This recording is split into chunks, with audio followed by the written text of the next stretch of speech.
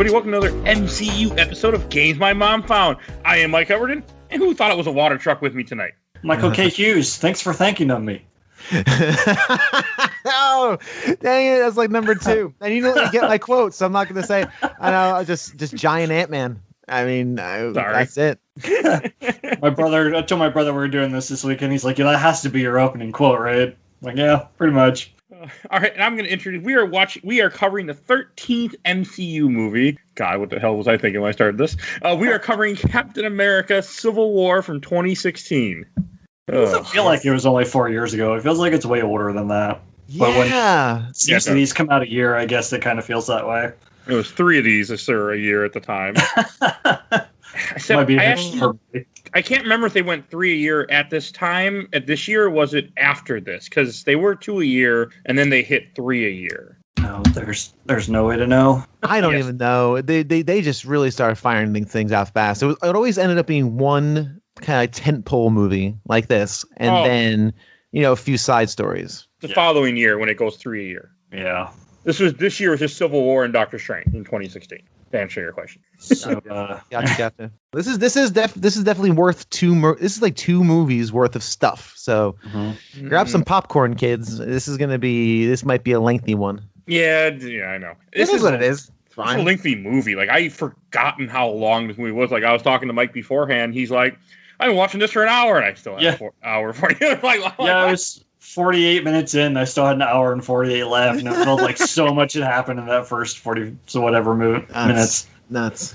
I mean, this movie doesn't feel as much as a ending of a trilogy like Iron Man 3 did, which is a good thing. It just feels like more of a continuation of the MCU, which is what it is. Yeah. It's Avengers. I mean, I know at the time they called it Avengers 2.5, which, like, I remember being ready for another Avengers movie because it'd been maybe, I think, 2 years or a year at that point. But after just watching Age of Ultron earlier this year, I'm like, I wasn't ready for this movie. Yeah. I don't like this movie, so. And they can't call it an Avengers movie because it's not the Avengers versus a villain. It's the Avengers versus themselves, so it has to be Captain America 3. Yeah. I mean, which I guess his bit with Bucky is the crux of the movie, so it fits. It's the central driving force. It's the force of change. I mean, there's 2 forces of change, and we'll talk about it. Or, obviously 2 ideologies, as always, with this. And, of course, Captain America's trajectory is the one that really does cause the split. So it's very interesting. And I forgot how much of a split this is. Like, how much Captain America, he kind of breaks a bit. He doesn't break bad, but he definitely turns. So again, we'll get all into it because I think it's actually very interesting and very good. So yeah, and we started to see shades of that in Winter Soldier of him questioning his beliefs and whatnot, and this is kind of the following of that. There's another word there, I can't think of it. Yeah, it's the continuation of kind of there you go. The evolution, the evolution of that ideal. So one thing, like, this movie starts in 1991 too, which, I mean, I want to say I do like the whole spy type thing to this movie where every time they have a different location in big letters, in big white lettering in the front of the screen, it says whatever city it is, or I like that a lot. Mm-hmm. I'm a big fan of that. The Russian bunker thing is interesting because, I mean, again, you get to see Winter Soldier they pull out the stupid red book, they say words to him, and then he and they shock him, and then he ends up becoming the Winter Soldier. And I thought it's interesting. Yeah, it's a good open. I mean, again, it's building a little bit of mystery. We kind of know how he began because we've kind of seen this over a couple movies now. But this is, I think, more for the benefit of those who haven't seen, Winter Soldier. Really don't know who this person is. Very visual. It's very painful looking. Yeah, it does not look pleasant, which is nice. Maybe not quite as painful as Blade and his grimace and growl, but yeah, when he got the serum. his serum scream, but this is it's a good beginning. It opens up with kind of the catalyst for what's going to happen. You don't know what's in the book. You really don't know. There's a programming code just because that's the language of how these movies work. And we get our intro into Bucky. I do find it interesting that he ended up in the Soviet Union after what happens in World War II with Hydra. I did think that was interesting, how he's now a Russian agent or Soviet Union agent, which I know that's what the Winter Soldier is, but I just found it interesting. Mm-hmm. And is that how it is in the comic? He's a Soviet? Yes. Yeah, I think that's the... God damn, I can't think of words this morning. Jesus. The red star in his arm, that's what that represents. Yeah.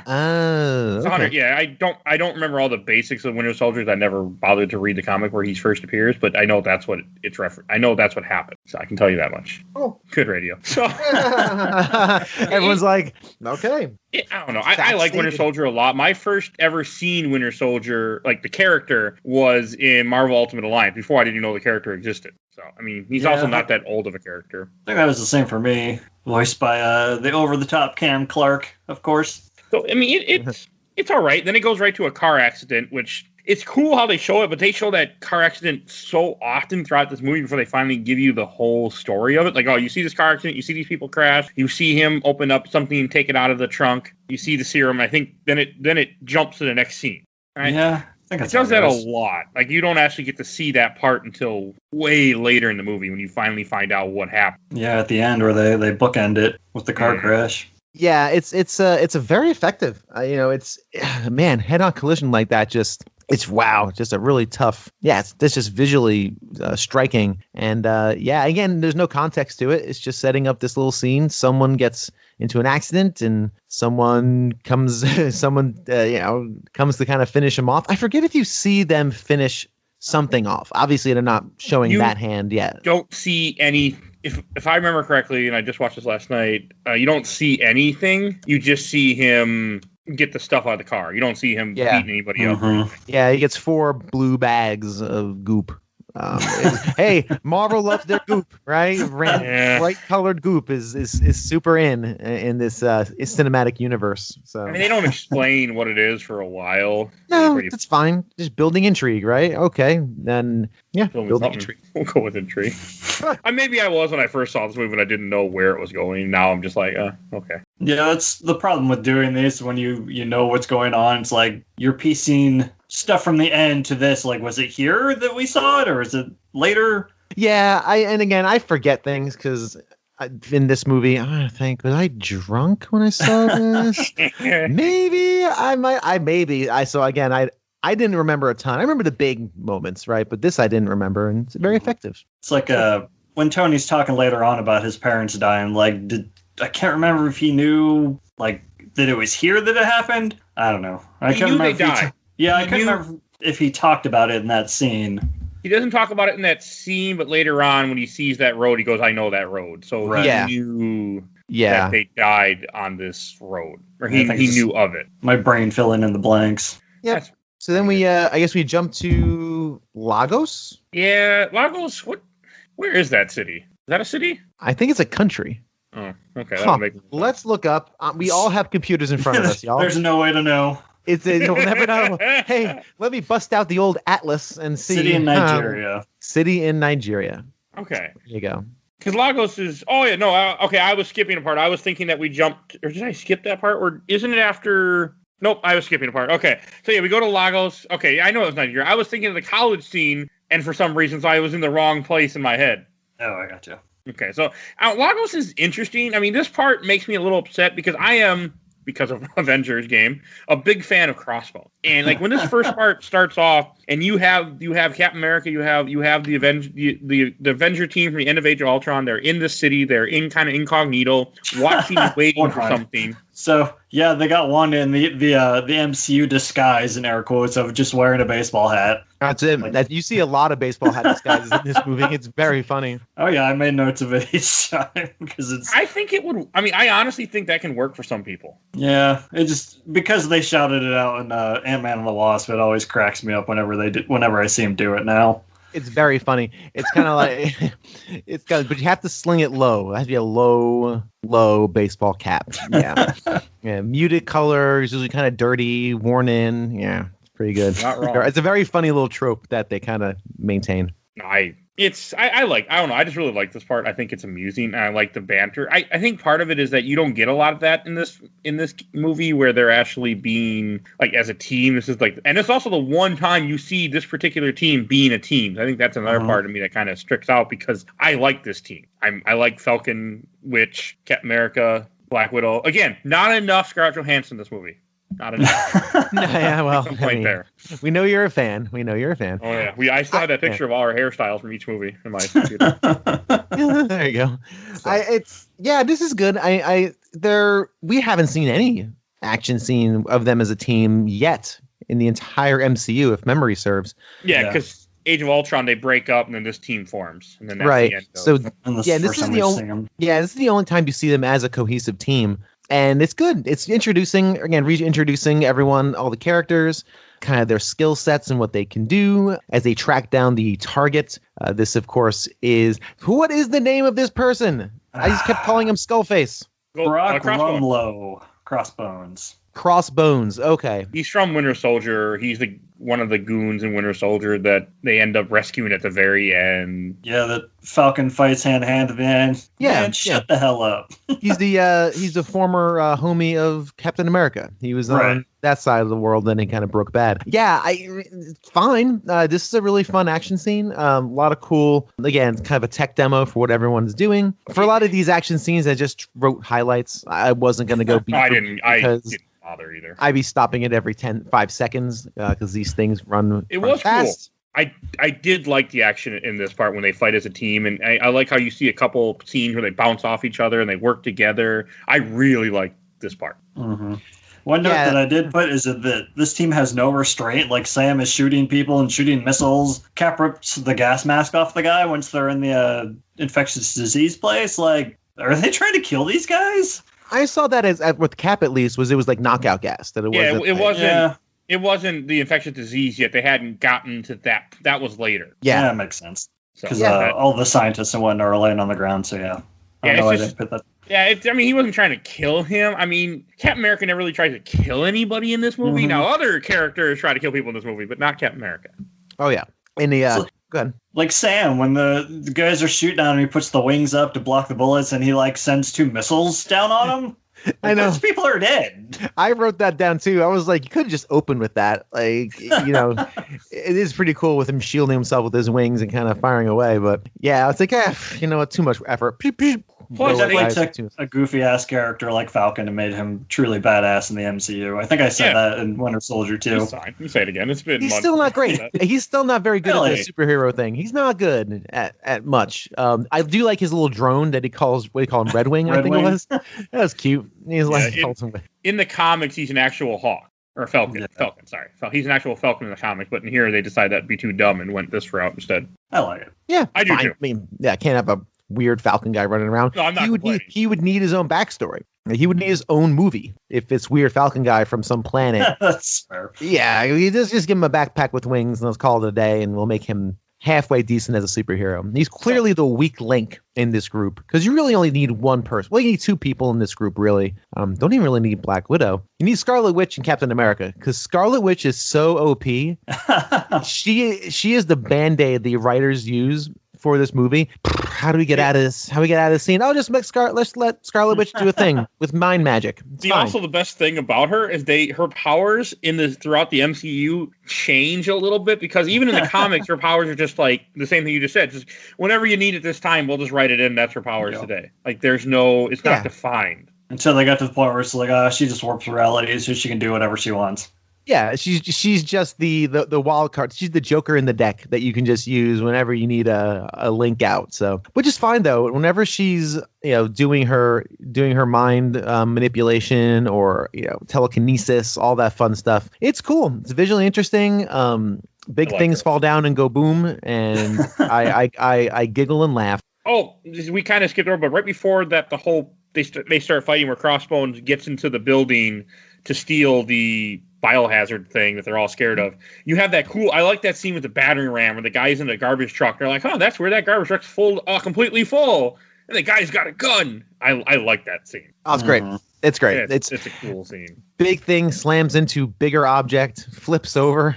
Yeah, takes out that stone archway. It's really cool. Yeah, it's very effective. That I enjoy just because it had Black Widow is there's a part where you have the 4 guys running because they're going after the truck with the biohazard. Crossbones tells them to split up, and Scarlett Johansson's running after him, Black Widow. And I like the scene where she starts taking them down. Like I Again, you don't get enough of her in this movie, so I was like, okay, I get some Black Widow, I'm happy. That's fantastic. It's so good. Again, I jokingly say you don't need Black Widow, but man, am I glad she's there. She's really, really effective. She takes out like 6 dudes, just she's jumping the and best kicking. Thing in this movie. She's wonderful. She's so fun to watch. Just take out, just be effective and agile and interesting to watch. You know, it's not just dudes punching each other. Where there's a lot of dudes just punching each other in this, as we'll find out later. It's definitely fun to watch her just be a martial artist. Yeah, her fight choreography is always awesome. And that scene of her chasing the guy 100% reminded me of Sleeping Dogs, where you're chasing people. I don't know this. Oh, it's a good one. It's a good game. Okay. And we get to see the Widow's kiss. We brought it up multiple times. You can never remember where it originated, but it's absolutely in this movie. Age of Ultron. Okay. Where she tries to use it on Crossbones, and he's like, I don't work that way anymore. No, it might have been a Winter Soldier too. Yeah, I think it was in Winter Soldier. I did like that he has no nerves anymore because, he had a building dropped on him. Yeah. And he says, you can't go through. Or that's from the arcade game. Never mind. I will never not bring that up when I get very nice. Very nice. Ah, yes. Yeah, is that the multi-screen? Is that the multi-screen? No, that's something. I'm thinking of X-Men. X-Men, yeah. Yeah, I'm thinking of X-Men. Sorry. Brain doesn't work right now. As of this recording, my daughter's 5 weeks old, so if there are long pauses as my synapses try to connect, don't worry, they won't hear them. They probably won't. No, but they'll hear me just stop talking and just. They won't hear that either. No. My L gets cut out in edit. Ah, yes, the magic of editing. Yes. Every space that we have is gone by the time that people hear an episode. I even get rid of if we repeat ourselves, I get rid of some of that too. It just gets gone. Good. Thank you for making me sound less stupid. Exactly. This is our first movie recording of me getting out of the hospital too, so my brain's not 100% yet either. Gotcha. We're all impaired as we watch this 2.5 hour movie and attempt to talk about it at length and in detail. So too damn long. Enjoy, y'all. Hey. Mike's been overworked and moving, so he's got that excuse. Yeah, it's not going so well. All right, so the whole Crossbones fight, when you have a Cap fighting Crossbones and everything, I thought that was badass because he kind of Crossbones holds his own against Cap, and it's a cool ass fight because Crossbones is not really, there's nothing that special about him. He's just a regular guy. He's got those like piston gauntlets, which are pretty cool. Okay, those are cool. Yeah, and is that from the comic as well? He has his piston gauntlets. I don't know. One for punching, one for stabbing. It reminded me of a Fallout with the power fists. Yes. Absolutely. I don't think they're from the comics, but I could be wrong. As far as Crossbones goes, the only time I think I've seen him is in that Captain America the Avenger game. He's not a really well-known character at all. He's a very unknown character. I mean, I have his first appearance just because of that stupid game. But and my wife bought it for me when we first got together. But it's not. He's not used a lot. He's a very unknown character, I would say. So you shouldn't. It's nothing wrong. You never heard of him or don't really know much about him. And I don't think they refer to him as Crossbones either. They do not. Yeah, so good. I'm glad I called him Skullface. Kill him! Like, when I first saw trailers for this movie and I saw he's in the movie, I was excited. I'm like, we get Crossbones, yeah! I literally was excited because I like Crossbones. And then they fucking just kill him in this scene in a dumb way where he starts talking to Cap. He's like, Bucky, like Cap, like, well, why do you say that name? Why do you say Martha? Like, that's the same idea that I get. And then because he says it, he completely doesn't pay any attention to the guy wearing a fucking bomb on his jacket, and he just stops. I mean, I understand, like, he's very emotional about Bucky, but it's just one of those things where I feel like if you have a soldier's mindset, something like that is not going to take you out of the battle. Like, your adrenaline's going to be going, everything. Some name is not going to stop you from being the soldier that you are. I'm not a soldier, so I could be talking on my ass, but that's how I feel. But it's Bucky. Yeah, it's interesting. I just realized that as much as Bucky figures into Captain America's arc and how he kind of changes and breaks a bit in this movie, we've never still seen them really cement them as good friends. Like, you would think he's a family member, like a brother, where they're just kind of war buds. And the only time you've really seen them interact, there's actually one little scene in this movie where they actually interact like human beings and not like soldier and robot. Right. You never really get that. So if you were watching this for the first time, again, kind of new to the series, maybe you have friends who are into this stuff, you go with them opening weekend, hey, this will be fun, I'll watch this Marvel movie.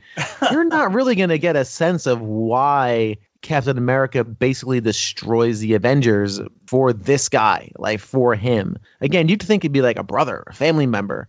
He's your war buddy. Like I don't know where the affection comes from because the reactions are so outsized. It's a tough one. I guess the idea. If this is your first MCU movie, this is a bad jumping on point because it references so many other movies throughout this one. Aren't these supposed to be fun? Like, I don't know. This movie's not fun. No, it is not. Well, I have a note about that. It's a movie full of fun things to a very not fun end. There's so much fun in this movie, but at the end of the day, not much good happens. So I feel sorry for the people that had to watch this with people that had only seen this one. Like, what's Sokovia? What are they talking about? The Sokovia shit is, we're almost there. But so after the bomb goes off, and because he's not paying attention because he got distracted because he said Martha, and you have where the bomb goes off, and then you have Scarlet Witch. She grabs it with her powers, and she just moves it up and then blows up a building, and they get blamed for it. And I feel like they shouldn't have taken as much blame as they did for it. Like, yes, they caused it, but if she wouldn't have did that, the bomb would have killed all those people on the ground. And there's more people on the ground than there were probably in that building. I'm gonna say. Yeah, there were more than 11 people. It's interesting because I agree. I think it's interesting because, but also you have to keep in mind, and this will come up when Ross is talking about. Ross is the old senator, government guy, right? Secretary of Defense. Okay, great. When he's talking about and we'll see this next. He's basically talking about you guys cause nothing but problems, right? You guys go in someplace, you fight the interstellar thing that no one else can fight. Great, thanks. But then you just kind of leave and you never really think much about the aftermath, which think back to all the Avengers movies that we've seen. And he does that in that reel. He's going through and saying, you destroyed buildings and there were probably people in there and there's a lot of suffering and pain goes along with this, probably because you guys don't really recognize, except for Captain America, what war is and what collateral damage is. And this is the first time we've seen Scarlet or any Avenger actively kill people, on accident, right? Mm-hmm. She took the bomb and she used her superpowers to throw it in the air just because get it away from my teammate and didn't even think where she was throwing it. And that's what Ross's point is. And that's what makes this movie interesting is everybody has a good point. Everyone's got a point here. There's no one's really wrong or super evil except our mustache twirler. We'll get to we'll get to him, but one of the worst villains. He's not great, not good. He's between him and Redface from original Captain America. But I like Red Skull way better. Yeah, well, you have context from the comic books, and you've said he's good. I like Baron Zemo in the comics too. Oh, yeah, okay. Unfortunately, Baron Zemo was never in this movie. Yeah.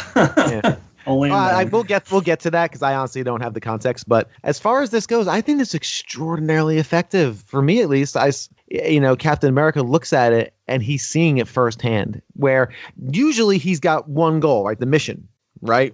The mission: stop the giant space slugs coming out of space from the Avengers, or stop this, that, and the other thing. But he actually sees this happen. The Scarlet Witch is just distraught, like she's destroyed over this. Like, oh my god, what did I just do? And of course, this is the catalyst for Ross coming in, the Secretary of Defense, with the Accord. Well, right before when you have Ross, you have the scene where you have young Tony and the VR glasses. Where thank you.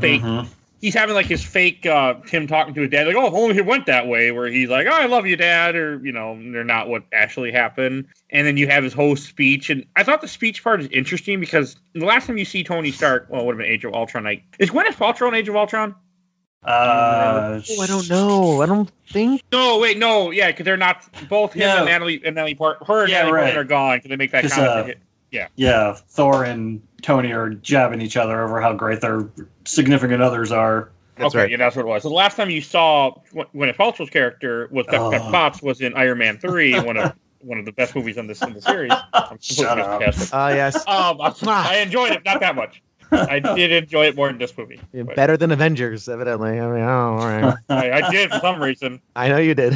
I don't know why. We know why. Listen to the episode if you don't know why.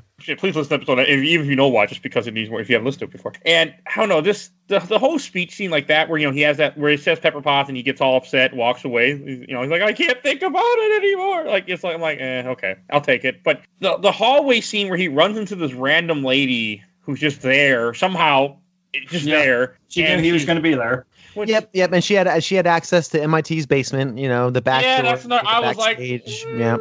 I don't like that. I don't like how showing him one picture of some random kid who died when they stopped a world-ending event ends up spiraling him into this chaotic idea of control and self-governance. And it's all because of a lot of people died in Sokovia. Yes, you guys kind of failed, but if you didn't fail, the whole world was going to die. So pick your poison. What's worse? 100 people, or in the favorite words of Spock, the needs of the many outweigh the needs of the few. And again, I understand they did kind of fail with Ultron. Ultron was his mistake and his fault, but I don't know. It didn't like it. He even admits to it in this movie. Yeah. I know. So I'm just to back up. I want to back up real quick to that scene, the AR scene with anyone get a strong? I didn't get a strong one.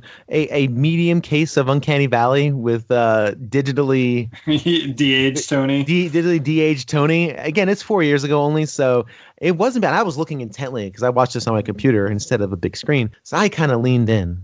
I'm like, where are the cracks in this? Not many. It was pretty good, but again, it was kind of that Uncanny Valley of, I know something's wrong, but I can't place it. I don't like young Downey Jr. in any way. I just don't like him. I mean, well, he's kind of basically the same character as he was in the first Iron Man, only just younger. Don't like the actor. Now, is it an actor or is it? I don't want to get too hung up on this bit, but is it not Robert Downey Jr. or pretend? No, I'm not saying that. I just don't like young Robert Downey Jr. in general. Oh, I see. He was an asshole. Yeah, well, of course. We all sucked when we were 17, 18. We were terrible. No one was good. I don't know. I just don't. I don't care for him as an actor that much. I mean, he does a great Iron Man, but I'm just not a big fan of him as an actor in general. That's fair. That's neither here nor there. Yeah, I mean, the effect is kind of middle ground. It's not as good as DH Michael Douglas was in Ant-Man, but it looks better than Tiny Steve in the first Captain America. Oh, God, yeah. Technology has definitely moved us forward in that regard. So, well, plus it makes with Captain America it's harder because Chris Evans is a big guy on this real little body, where this is just a younger looking, Robert Downey Jr., which you would have seen in other movies like U.S. Marshals. I think he's in U.S. Also, remember this BARF acronym because that's going to come back around in a later movie. Oh, I forgot. No, at least one person here hasn't seen, so we'll talk about that when it comes up. I forgot that they did this two actors. The catalyst for the movie.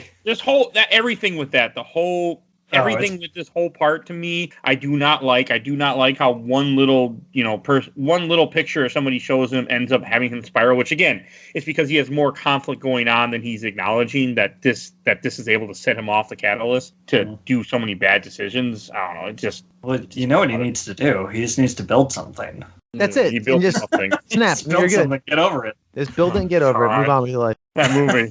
I did enjoy it, but some parts of that movie. All right, and then you have the TV. Real quick, this is the first time that he's been face to face with someone that he's basically wronged somehow because he killed this woman's son and he has to look her in the eyes. Well, I mean, Ultron being his creation, Ultron was going to kill everyone, and they were doing their best to stop Ultron and lower the amount of death. Yeah. But the thing is, and this is, again, not to camp out too much on this, but this is a major theme of this. This is a major theme of this movie, is he's never seen it face to face. They never stick around to really assess what they've done. It sounds like they do the thing, they save the day, and they leave. And they're never in... Yeah. Zemo spells that out at the end, too. Yeah, and they're never in the aftermath. They never help clean up the mess, where... an army, military or anything usually does, right? It's not, and that's what makes this very interesting. And he sees this as, okay, there's stakes to what I do. It's not, yes, there are global galactic stakes, but there are people behind this that are hurt irrevocably. And I think why this is a quick and easy way, to kind of get this done. Because again, this is a movie. We got to move. he can't go on this emotional journey through this. It's already 2.5 hours long. It's already 2.5 hours. We can't spend 8 hours on this. It's effective and it worked, and it's a good juxtaposition to him just recently, 2 minutes before giving an auditorium full of MIT students full funding on their projects. Here, money solves everything. Here's some cash. Don't worry about taxes. She even says that generosity is usually the product of guilt. Right. Yeah, exactly. And it's a very poignant point. And her just letting him know, hey, you did this directly. You killed my son. And I think that was a dagger in an already fractured person. Because he also mentions this too in Ultron, I think it was, because he built Ultron to end the Avengers. We shouldn't be doing this. Like, we need to retire and let's put something in place that'll actually save and keep the status quo going, because these stakes are getting higher and higher. And when, monsters from space come down, we're just people on Earth. Right. So it's very, very interesting. And I think it's very good, even though it's quick and a little ham-handed. You kind of have to do that. Yeah. And I don't know why. It's just, again, I'm not a fan of this movie in general. Like, I don't like how, like, you have this next part where Wanda's watching TV in her apartment and you have them see what's going on and how it's affecting them and how they, they see that they kind of have failed. And it's like, yes, you guys made a mistake in Lagos. Yes, you people died, but you guys, again, it's just a lot of, politics in this movie with what the whole idea that they want the Avengers to be a group controlled by the United Nations, that they tell them where to go and they don't act on their own, which I understand. But this is also when you have the Ross meeting. And for those that don't know, this is the first time Ross shows up since Incredible Hulk, which is sort of an MCU movie. Like, it wasn't originally, but they made an MCU movie. They're like, yeah, see, he's part of the MCU. Yeah, and he's crucial in this part. And this is when he lays out the very good argument for them need to be overseen. We want to use you. We want to deploy you. We want you to basically be an arm of the military, like a UN arm of the military. Can't sense. Just go off and do what you want to do. Can't just run around the globe ignoring jurisdictions, right? Ignoring treaties, just without a country, really. Although you represent the U.S., your leader has a giant shield with the stars and stripes on it. But really, right? You're just going in. And yes, you're saving the day and you're doing the things normal people could not. Although I don't know if he really acknowledges that per se. You're causing a lot of problem, right? So we need to rein you in, and we need to, summon the Avengers when we need to summon the Avengers. You can't just be this renegade group. Obviously, Tony Stark is the one who brought him in.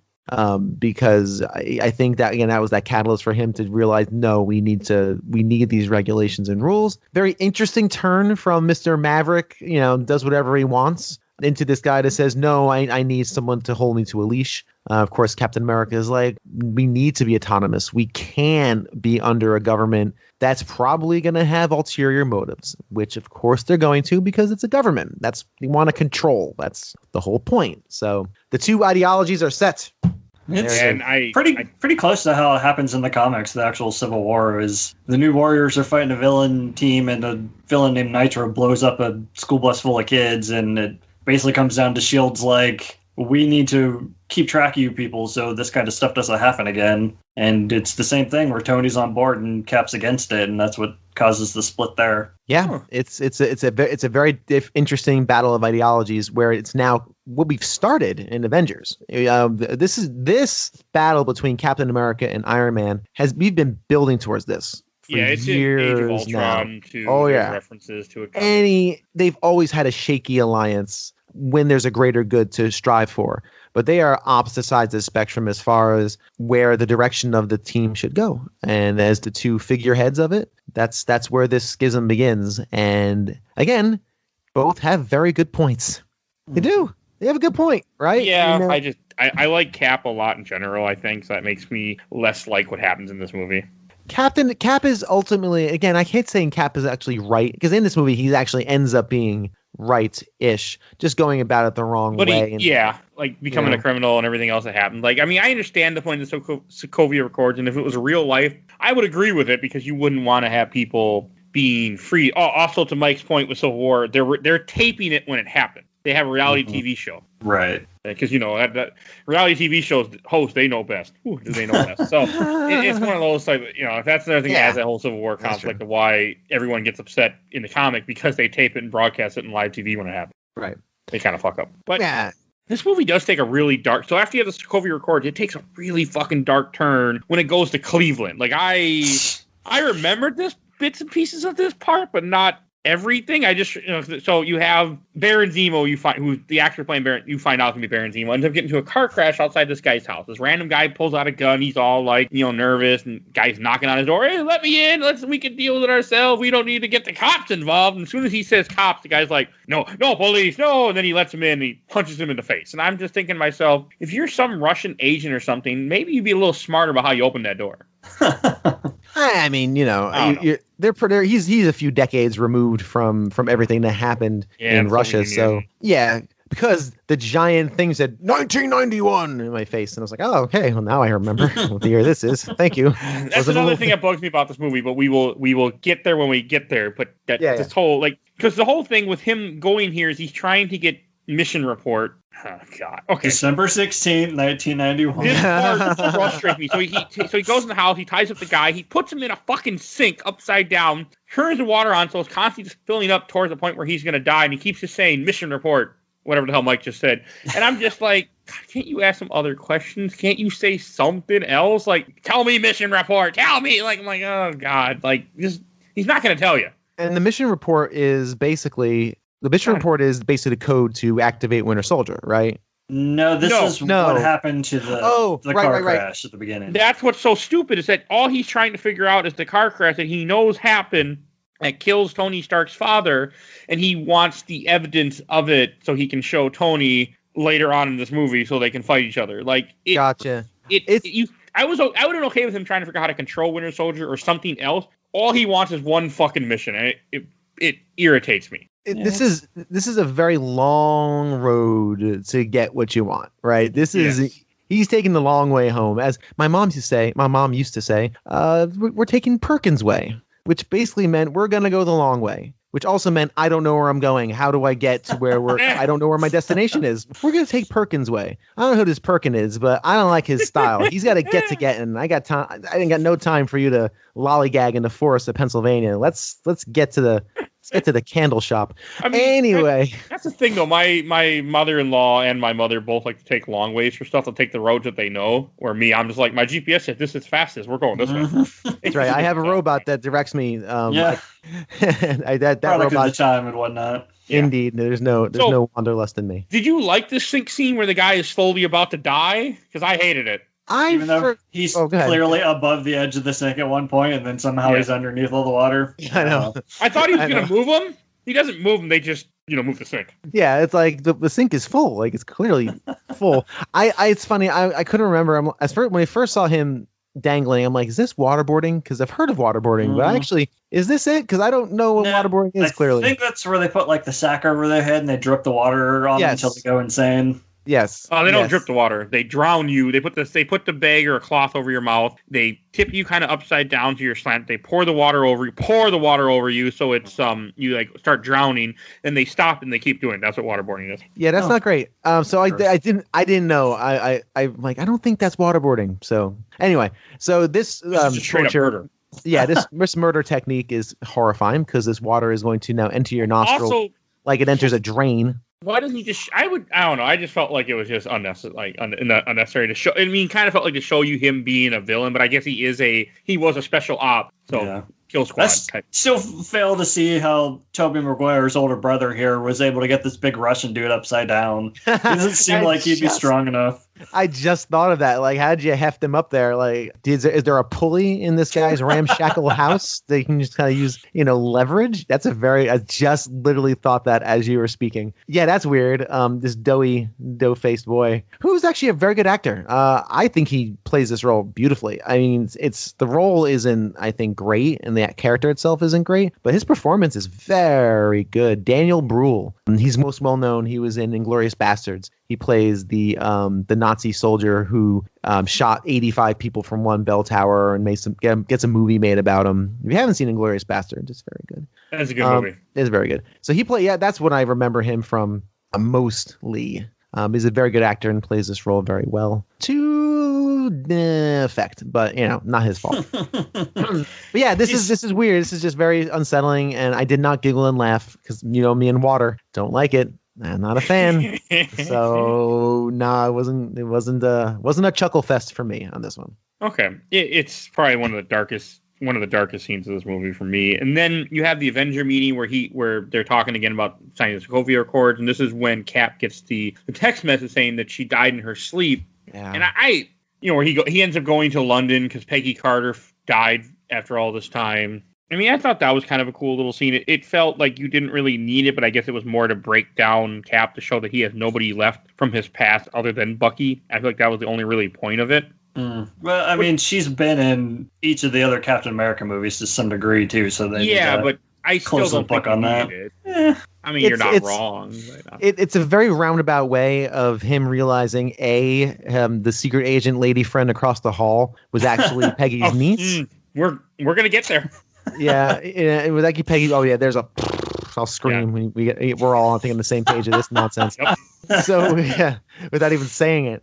Yeah, it's kind of a roundabout way. Like you said, he's kind of closing the book on Peggy here. And this is also the catalyst. A lot. Like, I'm a big fan. Oh, yeah.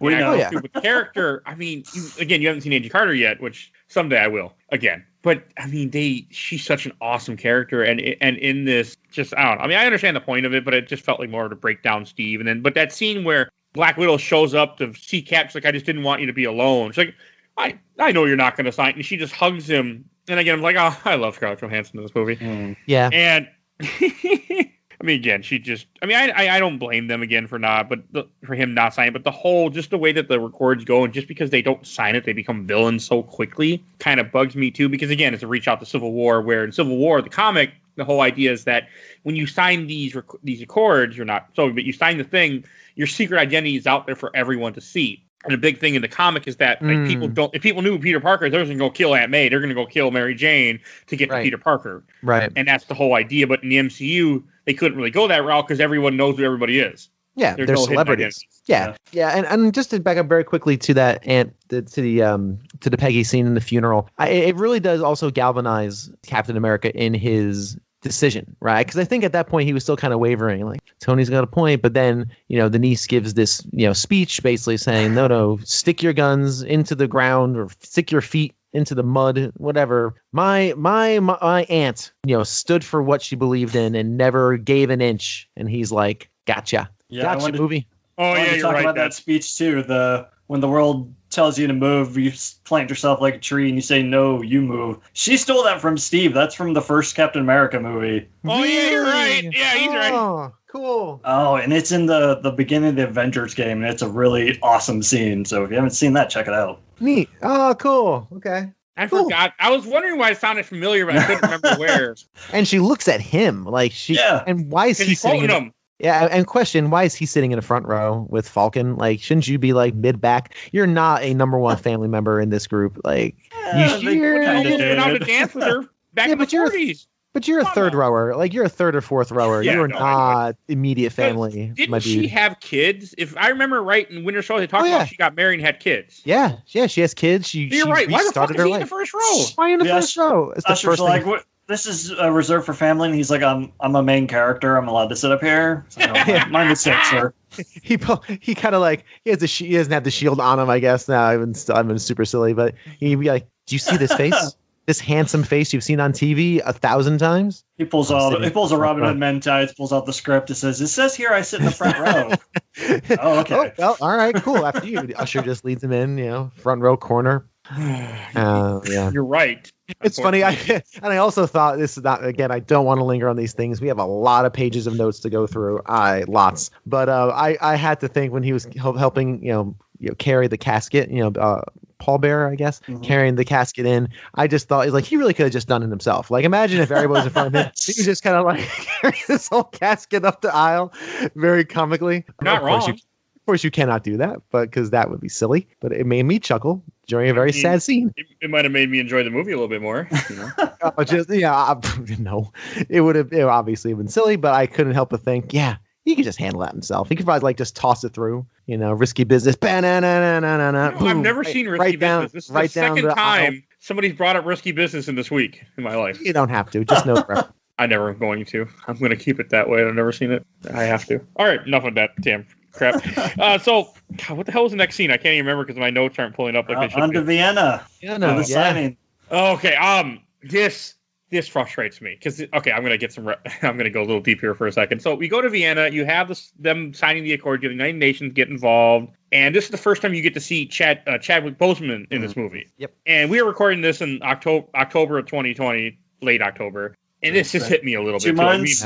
Yeah. Me and Mike were talking about this off camera, and it's like it was sad. Like I was trying. It was he's such a great actor. He did such a great job playing Black Panther, and then to see the scene, I was like, man, it's too bad that we lost him so soon. He was so young too, and just I would have loved to see more of what he would have done. Mm-hmm. Yeah, it definitely hit, and from the film's perspective, we don't know he's Black Panther unless you. No, sorry, I went a little off top. No. Oh no, that's fine. No, sorry, I kind of cut off your emotional kind of tribute. You're fine. No, you're right. It hit hard. It definitely just kind of stung. Yeah, I would have loved to see a lot of Black Panther, a lot of Wakanda. I'm sure we won't stop seeing Wakanda. Oh, you'll see plenty of Wakanda. I don't know, because it's been within the last couple of days. The actress that played Shuri said that it wouldn't feel right doing a Black Panther sequel without him. I didn't hear that. Yeah, but and I still think we're gonna get at least another movie. Well, yeah, because Disney likes money, so it's bound to happen in some way. And it's already in production. And computers can make people. We just remake them. That's fine. They're gonna do something. There's no way it's just gonna stop. I mean, I don't know why. I mean, I understand where people are coming from, but all the millions of dollars have been put into something like this. I mean, they're not going to stop. So They should just stop. Just don't. Yeah. Just don't. But like you said, Mike, it's Michael. Rather, it's Disney likes money. So moving on and just trucking along. But yeah, it was sad to see him there, and he was dearly missed. And then when you have shortly after you have his father, they're about to have a speech or something, and a bomb goes off in a van down the street or across the street, and somehow blows up and damages this building too. This is pretty dumb. This is very dumb because it bothered me. Yeah, no, and it should, because how did this van get right in front of the UN, or I guess we're at the UN, right? Yeah. The UN Vienna. How did this truck just bowl through the barricades? You think they would close off, I don't know, the block with all of the major leaders of the world gathered? The guy who worked in a secured building at one point, they would, I mean, hell, in the building I worked at, which wasn't, a government building or anything, they would go through and they would swab things to see if to check for gunpowder. Yeah. And so they would have caught, I feel like they would have caught this bomb or something, like somebody would have got there, but that's not the part that bothers me the most. The part that bothers me the most is after the bomb goes off, very shortly after, a very blurry picture is seen of Bucky Barnes, the Winter Soldier. And they're like, oh, he did it. And this just screams to me a history thing. So this is the rant I was going to talk about. So in history, when Oswald shoots Kennedy, it's very quickly that Oswald's been targeted as the guy. They're looking for Oswald. They know it's Oswald. Yet, when you think about history, they shouldn't know it's Oswald because the fucker shot him from a freaking building. Nobody saw him, but they knew right where to find him and everything. Which, again, to me, and this being a whole setup because it wasn't Bucky Barnes, made me think of real life Kennedy, where I don't believe Oswald was the only shooter, but that's what it made me think of. Because again, you find out that it's all a setup in this movie where that's why the picture goes out immediately. That's why they know who they're looking for. They know where to find them because it's all a setup of this guy trying to start a fight, and he knows what he's doing, so he plants things in the right places for people to find them. Well, we learn in X-Men: Days of Future Past that Magneto accidentally shot Kennedy while he was trying to save him because Kennedy someone else shot Kennedy. He tried to pull the bullet out, and that's why the bullet moved. That's right. I love that, though. It's a pretty good movie. Kennedy was a mutant. That's it. Yeah. Yeah. Wow. Okay. This is, I don't mind this so much as a frame job. I think in the real world, when things like this happen, like Kennedy or like anything really, everyone needs a fast villain. We need someone to hate immediately. And I think government people or people in power want to find someone fast. Hey, you want to bring the person to justice, right? You want to bring them down. But I sometimes believe that they're less concerned with the accuracy of their work as opposed to the immediacy for optics and for a host of other reasons. So I could see them jumping on this. Oh, Winter Soldier, there's a blurry face. Had to be him. Who else could it possibly be? I don't blame them for jumping on it and attacking as quick as they did. It just reminded me of a real life event. That's all. No, you're right, and it draws some parallels for sure. You give the instant gratification to the worried spectators and whatnot. Yeah, exactly. Right. I mean, but again, the whole bomb, the fact that the bomb just went up that high bugs me. Because I don't think you would have needed a bomb. A bomb for that power to do what it did from that height would have fucking destroyed everything nearby. It would have made more sense if there was a bomb inside the room. Sure. That does it, because, I mean, if history taught us anything when it comes to bomb, like, if you're not in the right space, it's not going to work. It was an awful lot like the explosion in Lagos, and no one knows where Scarlet Witch is right now. Maybe she's in on it. Very true. You never know. It has shares a lot of DNA with Lagos. Yeah. If you have a bomb in a briefcase and you put it on the other side of the table, it might not kill the dictator you're trying to kill. This is true. So, again, I don't believe that a bomb from a van could kill him.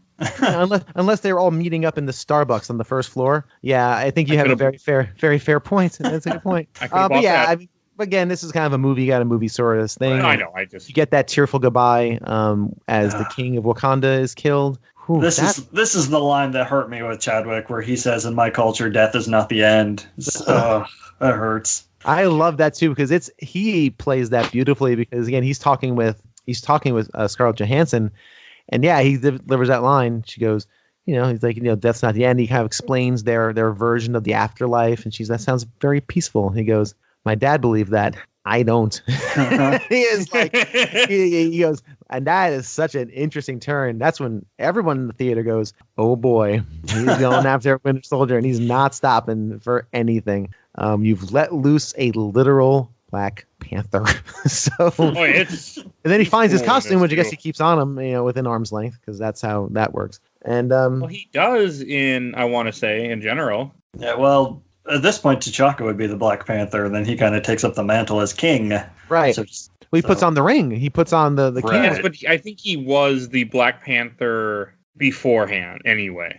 Well, he explains that there's always been a defender, and I've never seen. The old guy wasn't defending nobody at this point. I haven't seen Black Panther yet, so this is the big hole in my MCU viewing, which I'm waiting until we see.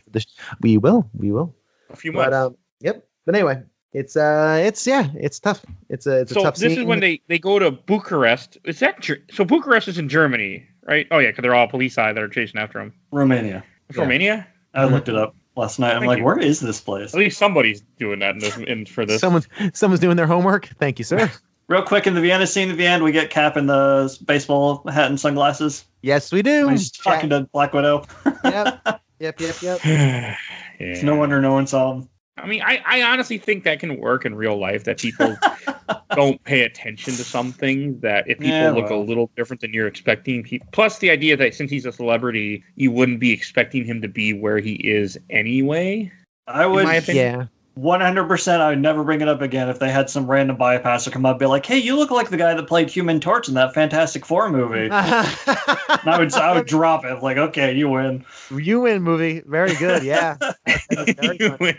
Also, did we skip over when Cap is with the niece and they find out about the bombing in London, right? Because Cap is with niece lady, and they have that kind of like he walks her home to the apartment, and they have that long kind of lingering gaze that made my brain go grr.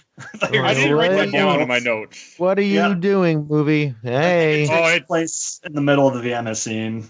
Is it just after the bombing? Yes, it is. It is in the middle of the Vienna scene. Correct. Yes, you're right. I like that actress and I like that character, but we're not there yet. We're not a Bill Fair. We'll just save it. Just save it. Yeah. That's how I know it happened to the Vienna scene, because I have a note that says Agent 13 is super cute. This part when Cap goes up and they find Bucky's apartment. Cap's in the apartment looking around, and when Bucky shows up, and you have this whole part where Falcon's over the radio going, they're closing in. They're going up the stairs. They're making a perimeter, and he's just talking with Bucky, kind of asking him like, you know who I am? Are you? That is an awesome part, though. I really like it. Mm-hmm. Even before the action starts. Oh yeah. The action even just makes it that much better. But even before, it's just a great scene. Like, you really get to see Cap kind of being Cap in a way. And like when they have the whole police attack, and you have the police just coming at them from everywhere, and He's not trying to kill anybody. And Winter Soldier's not really trying to kill anybody either. He's just trying to escape because he's being framed for a murder that he didn't commit. But I do like the first time he sees Steve, like, hey, I know who you are. I saw you at that museum. Which is a reference to the end of now thinking there. Well, he also realizes there's something afoot because he sees that, Bucky at least, because he sees the newspaper, and that the guy who runs the newspaper stand kind of running away, to tell the police that, hey, I got somebody. I agree with you. It's a great scene. Captain just kind of, feeling him out, realizing, oh, wow, no, you are not activated. You clearly did not do this. We got to figure out who did and get you out of here because the Federales are on their way. And I like this whole scene. I like when people fight in staircases. I didn't realize this. I love it. I think it's really fun. It's a good scene, though. Great. Even before the staircase, they toss in the flashbangs and Bucky kicks it over and Cap puts the shield over top of it. It's so cool. Yep. It's utilizing resources in interesting, fun ways. It's fast and energetic. Again, you're getting a little bit of a tech demo on what the Winter Soldier can do because you probably haven't really seen that yet, this movie. Yeah, when he's stopping bullets with his metal hand. Oh, yeah. It is an awesome scene. Like, I love everything with them fighting together so much. Bucky tries to toss the guy over the railing and Steve catches him. Come on, man. It's just so good. And the whole, like you were saying, that stairwell, it's just, that is a great scene when they're fighting down the stairwell. He just jumps down the stairs at one point, like, and rips apart the railing, like he uses it as a rope, like Indiana Jones rope. He kind of rips that railing off. Just really amazing physicality and variety. I wrote 2 notes. One, I always love this in these kind of movies, and this is just a theme systemic in an MCU or comic book movie. How they decide they're not going to kill anybody. They're just going to cause irrevocable damage, both physically and emotionally. Like they're going to hang these 2 dudes like a bolo or something over the stairwell. Just going to hang out here. I'm going to smash you in the head with this shield that is made of the hardest metal in the history of the universe. But don't worry about it. You'll wake up in a few years. Fine. Don't worry about it. Bucky throws a cinder block at a guy and pushes him through a door with it. Yes. I actually wrote down in my notes is they fight this whole fight is very thumpy because they're constantly thumping people like you are like a late 90s beat 'em up like Streets of Rage 2, just finding things cinder block, the Avengers game, battering ram, anything that requires pickups to do more damage. Bucky picks up that battering ram's beat guys with it. That's got to break some ribs. Of course it does. That his spleen is no longer a spleen. It's goop. That's what it is now. So, but still, you hand wave it away. All these guys will be fine. Their police issue body armor protects them. No, it doesn't. Fine. We'll just pretend that happened. And they, of course, escape old-fashioned, jumping out the window onto the next building over. Which, again, it's one of those things. You're just a person. Like, your legs are not made of solid steel, Winter Soldier. He's not that special. Like, his arm is special, as we see in this, but he's not like a superhuman or anything like Steve is. Yeah, you fall from more than 2 stories. Terminal velocity kicks in, and you are no longer a thing. So, 3 stories the same as 20. Doesn't matter. He's got some version of super soldier serum in him, isn't it? Isn't that what he was getting from the Starks at the beginning? Yes, you're right. He does have that. Okay, never mind than me. He's got a little bit of Hulk juice in him. Yeah. Well, not Hulk juice, but super serum. But anyway, so then he lands on the roof and we get a little Black Panther. I love the Black Panther costume. It is so rad. It is it is so really good. This is a really good scene, too. Another character go ahead. You're good. You talk. I'll talk next. It's another character that I really had no love for before the MCU. Because, I know he's been in things like Ultimate Alliance and whatnot. But just seeing him here and what he can do, it just really made me love the character. I will say I'm very upset about the fact that he's in this movie because his comic book went super high up in price after this movie. I was very upset. I was looking for his first appearance, and it wasn't a big comic until this movie got in, when he was announced he was in this movie, and it went from like a $100 book to a $$300 book or more. So dang it. I'm very upset about that. Yeah, I mean that's just the nature of what this is. But. No, I know. It always makes you laugh because I would have bought his first appearance easy because I liked him as a character beforehand, but I will never buy his first appearance now because it's too much money. No. So this scene, the highway chase where you have Bucky running away down a street. You have Black Panther chasing them. You have Captain America chasing them. They're all just chasing each other on foot. And they're going faster than the cars. Like, oh, that is such a cool scene. And they finally get in the car, and he's driving after him, and Bucky steals a motorcycle, and I'm just like, oh, this is just. I love this action. Yeah, at this point, it's not an MCU action scene without someone doing something cool with a motorcycle. It really isn't. Yeah, that's probably one of my favorite shots in this movie of him jumping on a moving motorcycle, depiloting that person, and then kicking it around and going the other way in one fell swoop is really visually awesome. I do like that scene when they're all just running faster than traffic. It's silly. It's very comic booky, but fine. That's why I'm here. This is part of the movie. This is the part of the show, actually, fair listeners, where we're just going to giggle like children and say how cool things are without any context, because that's the point. Very entertaining, very visual. I really like watching what Black Panther can do. This is the first time we've seen this. Limited moveset kind of reminds me of, I just thought of this. This may not be real. This could just be sleep deprivation. Thank you, 5-week-old little Gwendolyn. By the time you hear this, she might be 14. I don't know, but it won't be that long. But anyway. This is kind of like Mario. Wait for this. Hang in for a second. Mario works because he has a limited move set that they create a variety of expert levels, right? That's what Mario is. He jumps, he throws, sometimes shoots fire. That's what he does. Occasionally flies. Limited move set and a wonderful array of levels and environments for him to use this move set. That's why Mario works. That's why Mario is amazing. Black Panther's kind of like this. He really doesn't have much. He doesn't have guns and missiles and armor, and he kind of like Captain America almost, where limited moveset. He's got titanium, whatever it's called, vibranium claws, right? He's extremely agile. He has a suit that kind of protects him from things and from falling from 80 stories in the air. Sure. But that's it. But you put him in cool places, open environment against Winter Soldier. He's leaping and jumping and being agile and scratching. He then scratches his way down the building, right? Stopping his fall, as opposed to just jumping from a crazy height. He's getting on top of cars. It's really a wonderful showcase of what he can do and how just awesome he can do it, because he's relying more on skill than he is really superpowers. So it's a very, very good showcase for Black Panther, and everybody else gets their time too, which this movie, the Russo brothers are great at giving everyone a chance to do something cool and interesting in an interesting way. And that's why they're great for these tentpole movies. So yeah, anyway, then we get to the end of the line, unless anyone else has something else they want to say about fighting in a tunnel. Not about that. I just like me comparing Black Panther to an Italian video game plumber. Like one has a comment. Mario does get the cat suit, so I mean it's not that far off. Hey, that's a great suit, by the way. It is. He can climb walls. God, we need to play that game again for the show. Absolutely. Yeah. Which one's the cat suit? I can't remember. Which one's the cat suit? 3D World. 3D World's great. Yeah, it's great. It's the best one of the entire series, I think. No, but it's my favorite of the series. So you're fine. That's like all across all Mario platformers. Yeah, really. I suck at Mario platforms, by the way. If you haven't figured that out yet, I remember that from your world conversation. Yeah, I love that. That game was so good. I didn't do the extra stuff. Once I saw the credits, the game went away. But God, I really need to go through my collection and find that again. God, I can't wait till January I can start alphabeticalizing and everything. Hey, by the time you're hearing this, I already had started that project. So yeah. There you go. Cool. Anyway, so Black Panther's Mario. We've gotten that out of the way.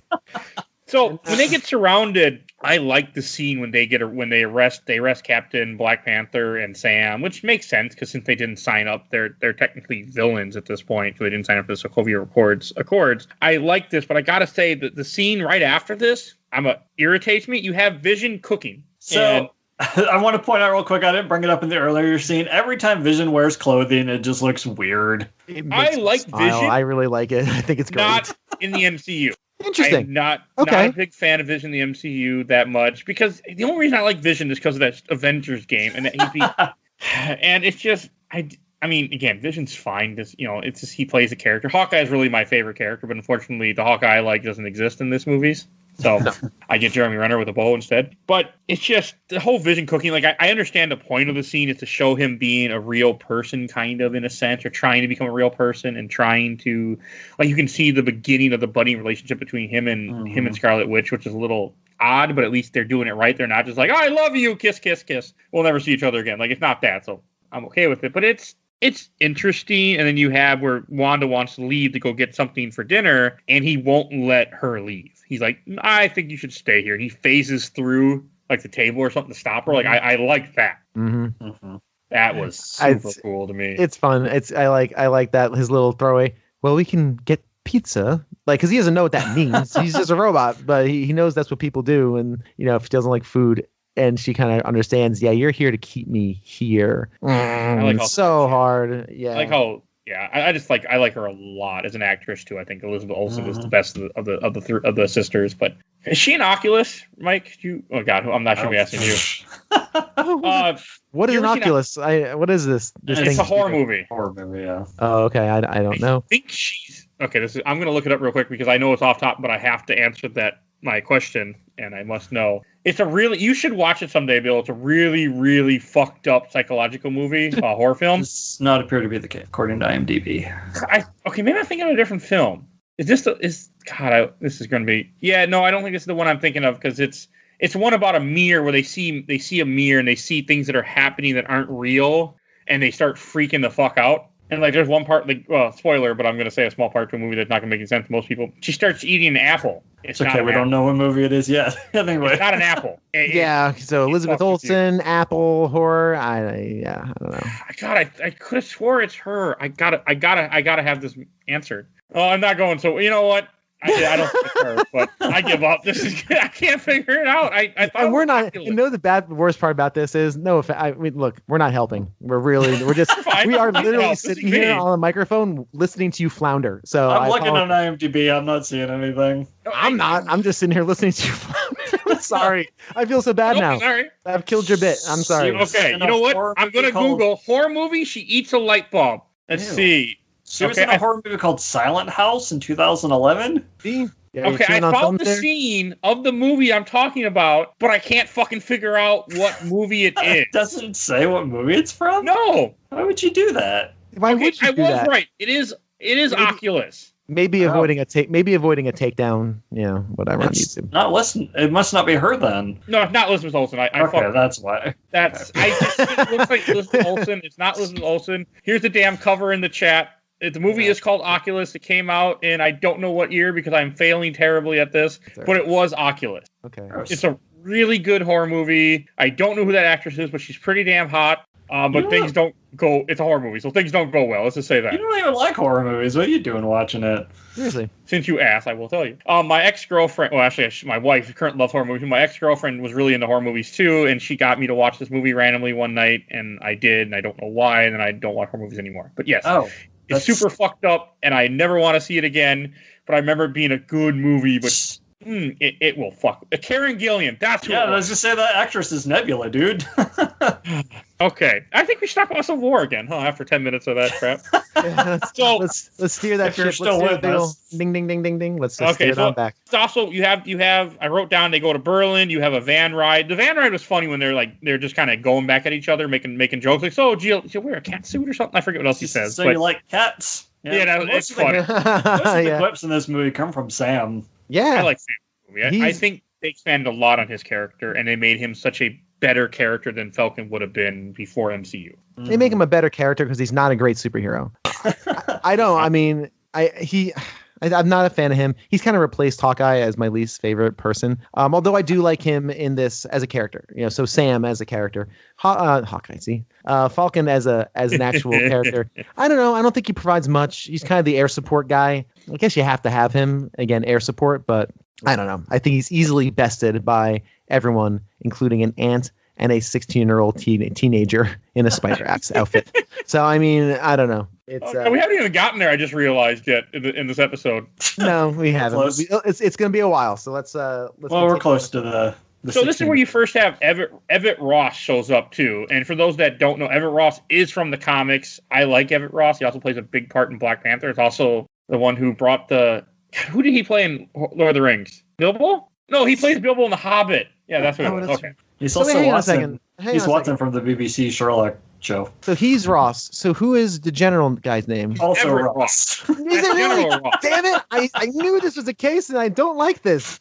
Don't do that. What are you doing? Again, You it's make two the different characters from two. Like, I'm going to go a little bit. Okay, Everett Ross is in the Avenger comics. Everett Ross also kind of shows up, has to do stuff with, I think, I don't think I'm wrong. But Everett Ross is definitely in the Avenger comic. That's his first appearance. Yeah. I know because I own it. And they just kind of put him in here to help progress the story and things. But that's where he's from. I think Bill's hang-up is that they're both named Ross. No, I agree. But one was a Hulk comic, one was an Avenger comic. That's why they both have that name. So Martin Freeman's the actor. I've seen the first 2 Lord of the Rings. I never saw the third because I don't have 4 hours of my life to dedicate to it. He's only in the Hobbit movies. All 3 of those. He's only in the Hobbit movies. Okay, then I'll never see that. Wait, no, he's not. Because he plays Bilbo Baggins. Okay.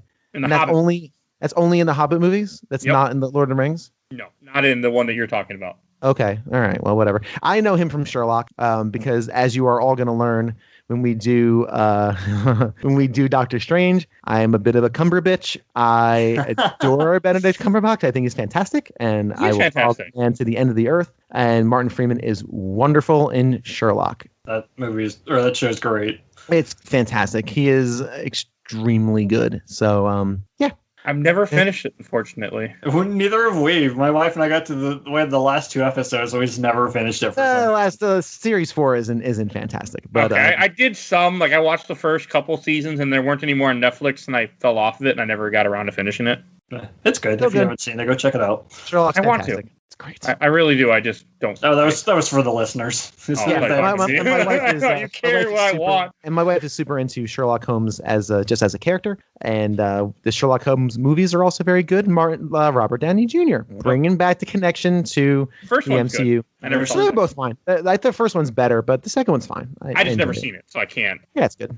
I did like that. I did like that first movie a lot, and I've seen it a couple times. Oh, and of course, he was in the dang man. He's done a lot. He was in the British Office, of course. He plays British Jim. So. Oh, there you go. No, is he British Jim? Shoot, I'm sorry. I don't know. You're telling me the story, not me. I don't. Yeah.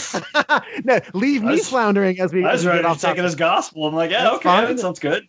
I don't remember. So why did this episode become 4 hours? Well, we had to explain about a horror movie that didn't have Elizabeth Olsen in what we thought we did because they both have red hair. They don't look anything like each other. And then we have to do the filmography of Martin Freeman. All right, let's get back on. So you have where they get Cap and Sam get released. They don't get charged, even though they should have been charged as criminals, but they able to get off of it. And you have them. Cap doesn't sign the Sokovia Accords again. He's almost going to. He's about to do it, and I forget what Tony says. But Tony says that basically Wanda's locked in the Avengers compound. Oh, yeah, that's what it was. Yep.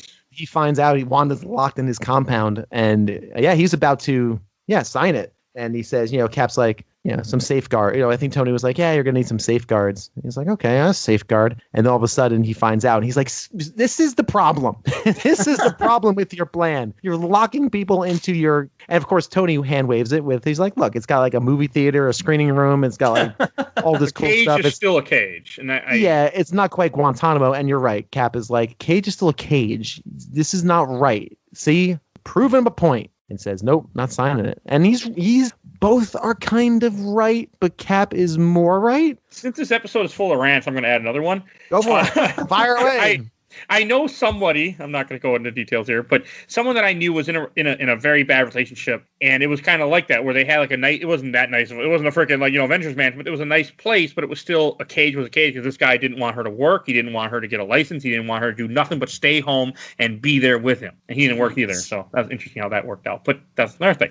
And it reminded me of that, and finally she left him at one point after fucking 6 or 7 years, but it doesn't matter what your cage is. If your cage is a cage for a person, if they aren't, all of a sudden when you take away the ability to leave and it's no longer a freedom of choice, it makes everything so much different. Well, it's not kindness, it's not love, it's not trust. Well, this also was a guy who would feed Alka-Seltzer to seagulls, so yeah, he was a real great guy there.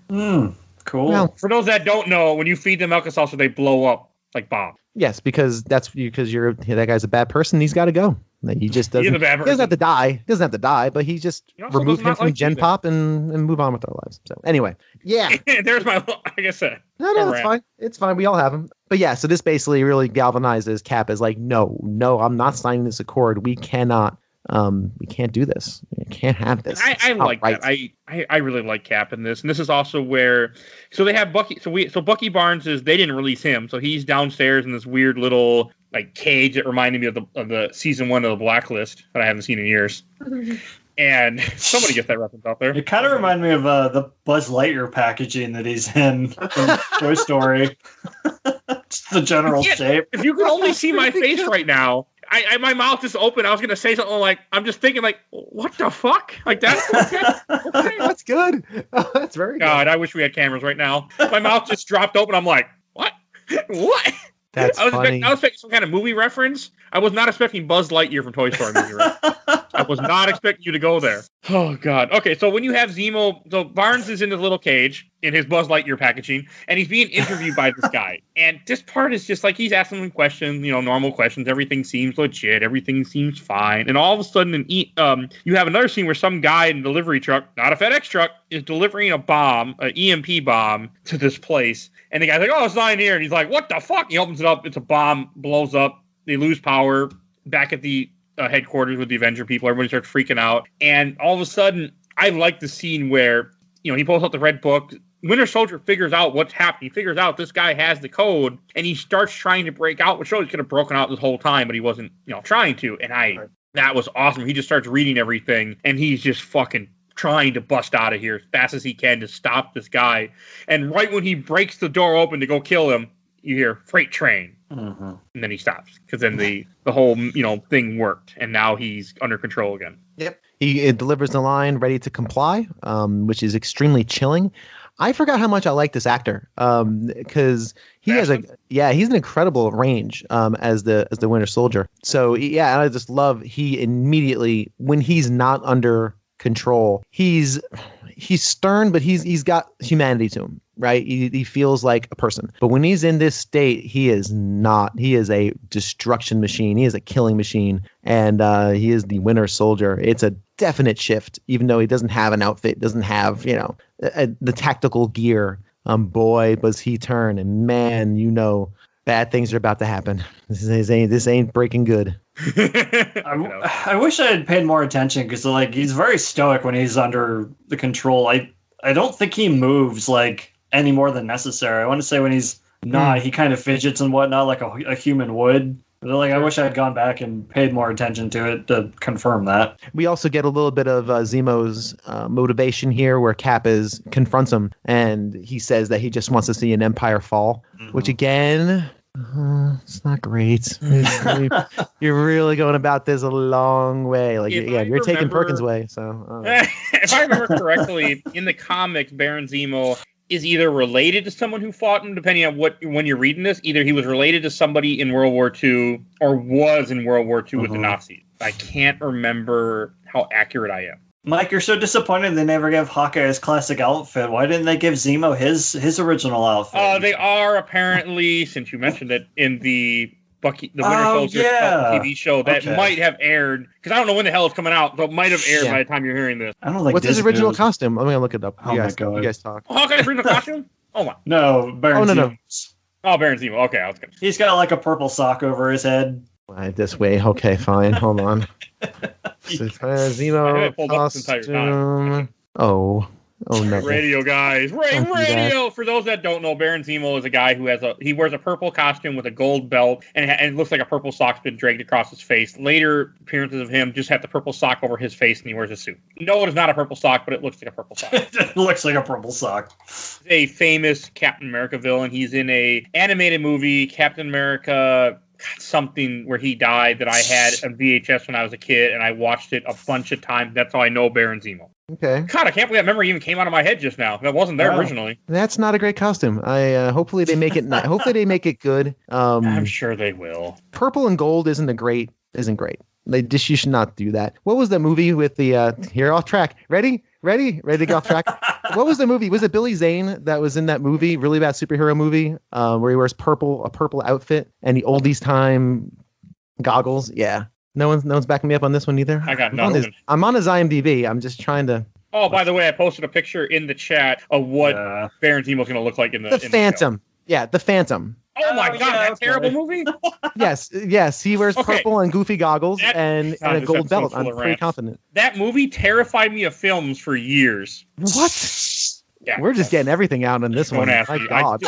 I know why, because I was scared of movies for some reason. I went to the theater with a friend of mine who already saw a movie. He'd warned me if anything was freaky, and he didn't. And then he did stuff to upset me. And then I was a kid at the time, and then I didn't see movies again for a bit in theaters. Yeah. Phantom. Yeah, he wears a belt. Oh.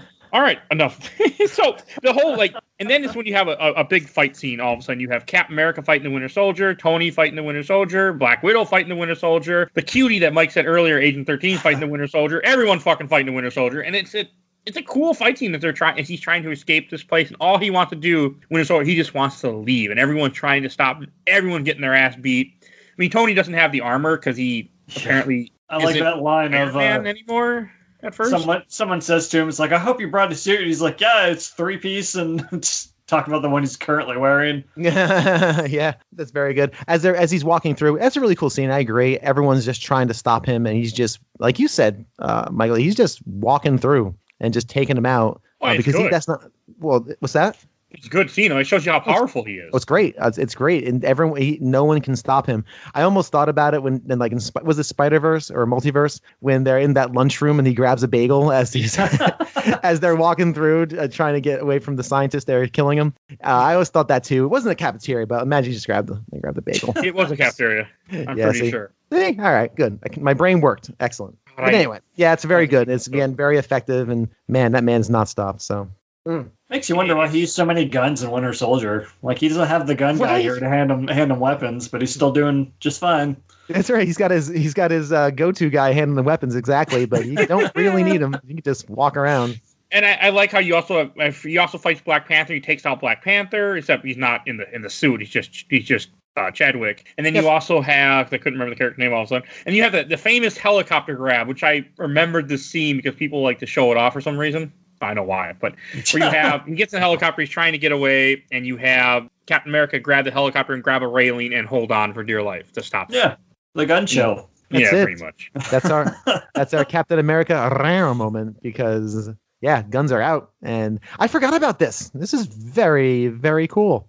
Kind of silly. Scene? Yeah, I forgot about it completely, and I remember thinking, this is really cartoony, but I'm gonna go with this. I'm digging this. Yeah, a little cartoony, but I enjoyed it, and very fun watching just throw a moving helicopter into the landing pad. Yeah. And this is also you have a Dead Space moment here where you have Zemo keeps listening to this voicemail, but he doesn't listen to the whole voicemail. I didn't make that connection. That's because we just played Dead Space.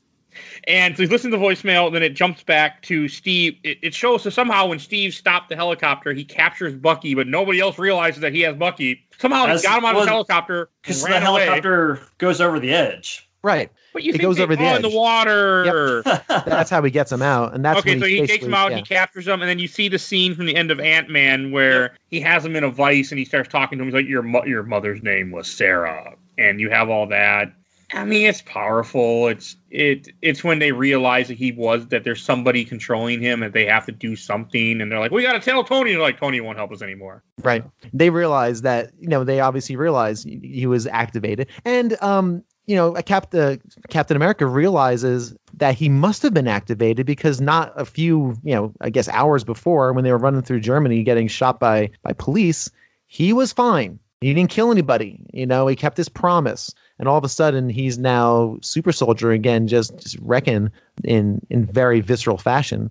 Clearly something up. And again, I guess the waterfall, whatever it was, knocked him out of that trance, turned him off. They like, I know a guy. Falcon's like, I got a guy. Just like my home city. Before that, Bucky says that Zemo wanted to know about the place he was held. And Steve's like, well, why? Because I'm not the only Winter Soldier. Yes.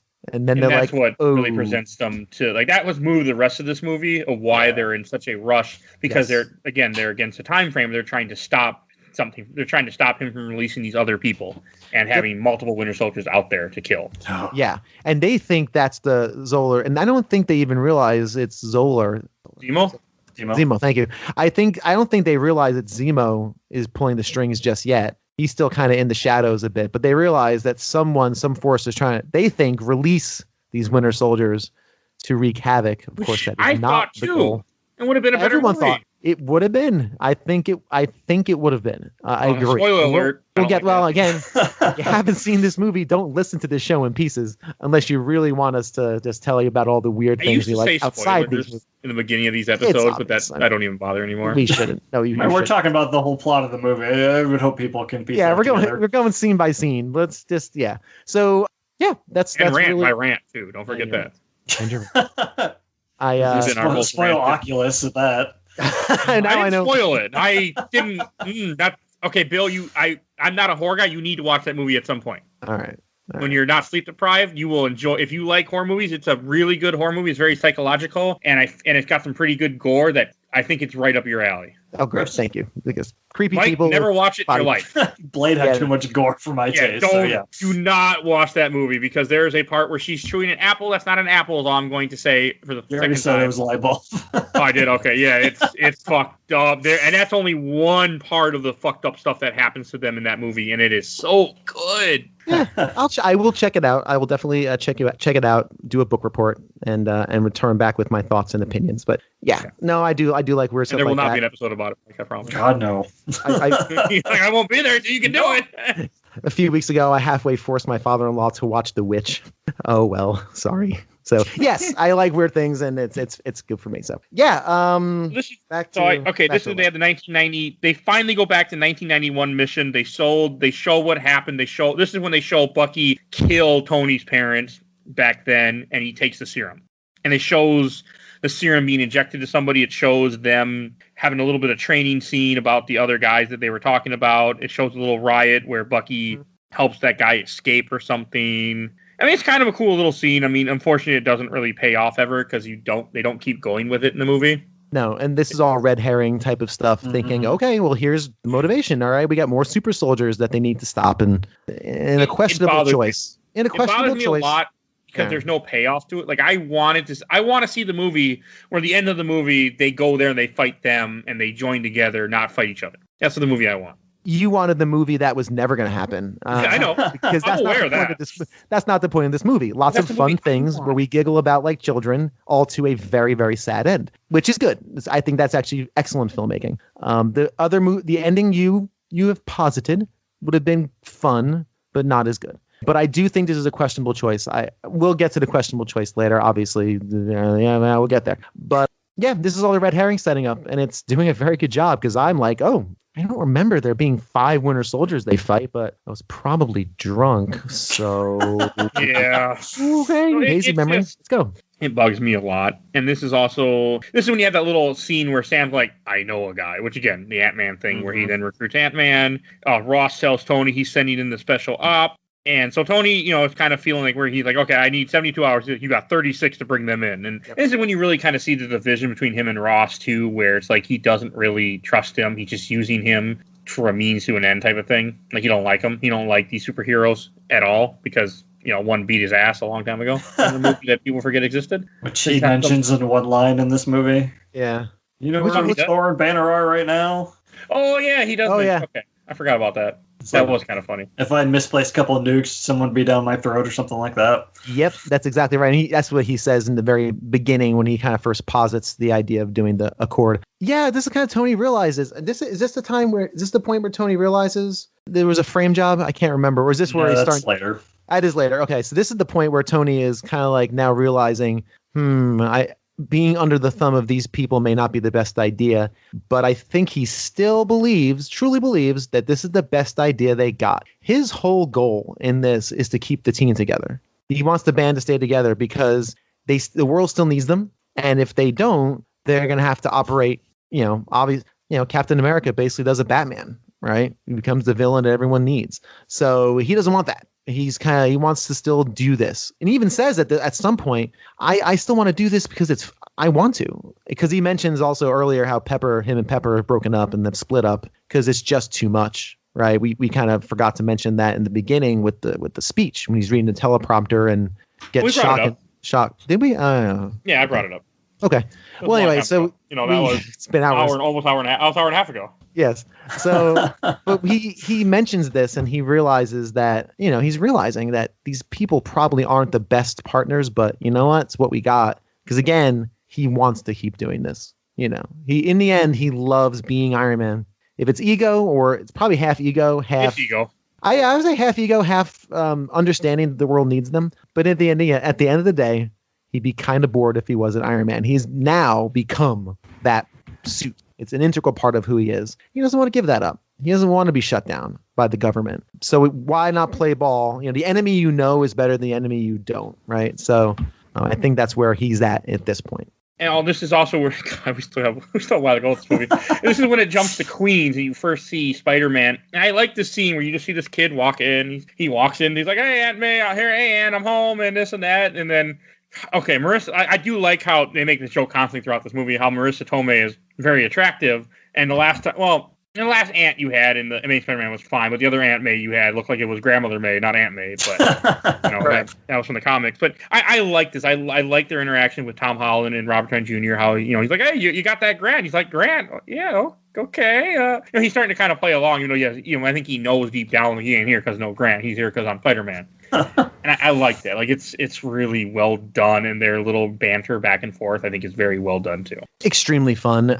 It's reminded me how great it is to have a live action Spider-Man that's actually a kid. Exactly. Not a 25-year-old pretending to be a kid. Like, hello, 30-year-olds. Yeah, or I don't know whoever old they were, but I think Tobey Maguire was in his early 30s or close to it. Really? I could be wrong. And Andrew Garfield was younger. He's probably 25, but yeah, they were not young. No, they're high school students. Yeah, they're high school again. Obviously. Yes. It's like Steve Buscemi walking in with the skateboard. Hello, dude. How do you do, fellow kids? That's it. What movie is that from? I have no idea. I don't know, but it's a wonderful meme that always makes me. Yeah, I've seen the meme, but I know it's from a movie, but I have no idea what movie. That's why I was like, You guys chat and I'll figure it out. That's fine. Okay. I love this. I think it's great. The idea of Tony Stark again showing more Tony Stark. He's still there. You're very attractive aunt. And Marissa Tomei. It was nice to see her in movies. She hasn't been in a movie in a while before this. I think the last one she was in was ready for this. This is tie-in. Mickey Rourke in The Wrestler. Marissa Tomei is in The Wrestler. She has a lead part in it. She's excellent. So hey, tying it together. Not a rant. Great. No, it's an excellent scene, and I enjoy the reveal of Spider-Man as Spider-Kid. This is the first time we've seen him, right? Yes, this is okay. I was thinking like there have all this footage of him doing things. This is really depending on the audience's knowledge of who Spider-Man is. Now, if you don't know who Spider-Man is, he's part of like he's part of pop culture. Spider-Man. 5 movies also at this point. Oh, that's right. You know how you delete a lot of movies in your brain? I delete those. I forgot those exist. Amazing Spider-Man 1 is fine. Amazing Spider-Man 2 is complete utter garbage, and Spider-Man 1 and 2 are really good movies. Too bad they never made a third one. That original trilogy, huh? Wait, huh? Are you talking about the Andrew Garfield? No, Andrew Garfield only has 2. They never made. It's talking about Spider-Man 3. Yeah, okay, Spider-Man 3 is garbage. Oh, right. My jokes don't always work. I know. No, that's okay. It's fine. I just got lost in timeline, but they're not MCU. They're not considered canon in this timeline. No, they're not MCU at all. No, I didn't think so. They might be depending on what's going on, but they are not now.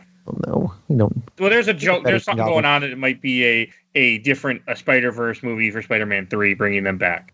Just make Spider-Verse movies. Just make those. Yes, so there are now 8 Spider-Man movies, and only one of them is truly good. So it's really top-notch. One of the best comic book movies. I was gonna say you don't like Homecoming, but we'll get there. We'll get there. Never seen it. I've only seen the first. It's unfortunately 3 movies from this one. Yes. We have to watch a good movie, a shit movie, then we get home. So in the MCU universe, back on, man, we have just been like a rudderless ship. We'll do that. We will get focused, y'all. Insider baseball, we haven't recorded for a couple months, so we're kind of like this is like a reunion of sorts. It only been. I was actually going to open this with singing reunion, but it didn't happen. I forgot. This is actually. It's been in real lifetime. It's been a month since we recorded Blade and Ghostbusters. Yep. And it's been about 2 months since we recorded Ant-Man. Yes. So we've lost our way. We will gain our way back, fellow. And then we're taking so that's fine. Oh, anyway, so by the way, real quick, that fellow kids thing is from a 30 Rock episode. Apparently, that's it. Yes, I've never seen 30 Rock. Gotcha. Okay. I have never seen it either. Want to close that? No, thank you for closing that. Now we know. Yeah, thank you for closing the loop. And so this is the first time in this MCU timeline we've seen Spider-Man do anything. So it's a very cool choice to kind of just assume you know something about Spider-Man with this. Young kid, Aunt May, all the clues are there for, of course, the comic book fans and the fans of Spider-Man. It also was a big deal because they didn't have the rights to Spider-Man. They still technically don't, but they were able to get the rights for this little bit to do this. Oh, because he does refer to himself as Spider-Man. Because Tony don't is like own him. Spider-Boy, Spider-Kid. They got him on loan. Well, they made a deal where they would let him use him Civil War. Sony would. Well, let MCU use them, or Marvel, but in deal is that they would then help them produce 2 Spider-Man movies that they get a lot of the money from. Then we were going to lose Spider-Man after Endgame because that's when the contract expired, and they renegotiated the contract to make another Spider-Man movie. Yeah, that's so also they why basically... you have Venom and Morbius that's coming out soon at the time of this recording that are part of the Spider-Man Spider-Verse series that they're making that don't involve Spider-Man at the moment. So yeah, so basically, even the third Spider-Man movie, the MCU third Tom Holland one, is going to be a Sony picture, not an MCU movie. Yes, it's gonna. Okay, it's weird. I hate all it's so weird. This sucks. This all sucks. So basically, they brought up the pitcher from the minor leagues on an emergency contract for a few games in exchange for future considerations. They're going to bring him back down because they got the other guy up because he's on his final year of his contract, so they can trade him. What I hate the fact they do this. This is the worst. Oh, it's gonna. That's why this is the worst. That's why the third Spider-Man movie might not be much of an MCU movie, and that's why there's talks that Tobey Maguire and Andrew Garfield are going to be in that movie because they're going to do a Spider-Verse movie because Sony kind of. I'm not sure what was written in the contract. Sony owns that. Oh, you know what? Just stop already. Just nonsense. Just. I get why you're doing it. But... and then when Tony back to this movie, when Tony Stark is in there, he shows him the Spider-Man video. He goes, "Oh, like I'm not Spider-Man." he knocks the suit from the ceiling and. It's funny. Like I enjoyed this part. And you need this here. Like this part of the movie, you need this. There's so much doubt and direness and Winter Soldiers and just nothing's in a good place here. This lightens up the tone, and this is desperately needed. And Spider-Man is desperately needed in this movie, as we'll see when we go to the airport. But yes, great scene. He's recruited. I also like the fact that both sides now, both factions needed an extra person. So they Captain got Ant-Man, and as we're gonna find out, and Tony recruits Spider-Man. Both have great roles, as we'll see later on in the giant action scene that makes us all dizzy. This scene has probably my favorite line in the movie, which as of this most recent watching, I never really caught the significance before. But Peter says basically a new take on with great power comes great responsibility. He says, when you can do the things that I can, but you don't, and then the bad things happen, they happen because of you, is basically the opposite of Tony's motivation in this, where he doesn't want to do these things anymore, but if they don't, then all the bad shit that happens is going to be so much worse because you didn't do anything. It reminds me that, damn it, I have it here somewhere. That one quote by Edmund Burke, the only thing necessary for the triumph of evil is for good men to do nothing. Yep. It's so good. It's really great. It's really great. And it also shows he's wise beyond his years, right? And his motivations are really on point. Yeah, if you see a car crash and you don't call 911, and if someone dies, it might be kind of your fault. So it's it's very, very good. You said it perfectly. And you have that small scene where he recruits Peter then to go to Germany. He's like, I don't have a passport and all this other stupid crap. But it's funny. But I got homework. I've got homework. So he recruits Spider-Man, then it jumps and it shows Vision and Wanda in the Avengers headquarters. A fire goes off. Vision leaves to check it out, and that's when Hawkeye tries to get Wanda to come with him. He does a little trap to stop Vision, which doesn't work. And that whole scene where Wanda just takes Vision and just shoves him all the way through the floor. Oh, that's awesome. Yeah, basically where her powers take control of the Mind Stone and control his density to that was weigh him great.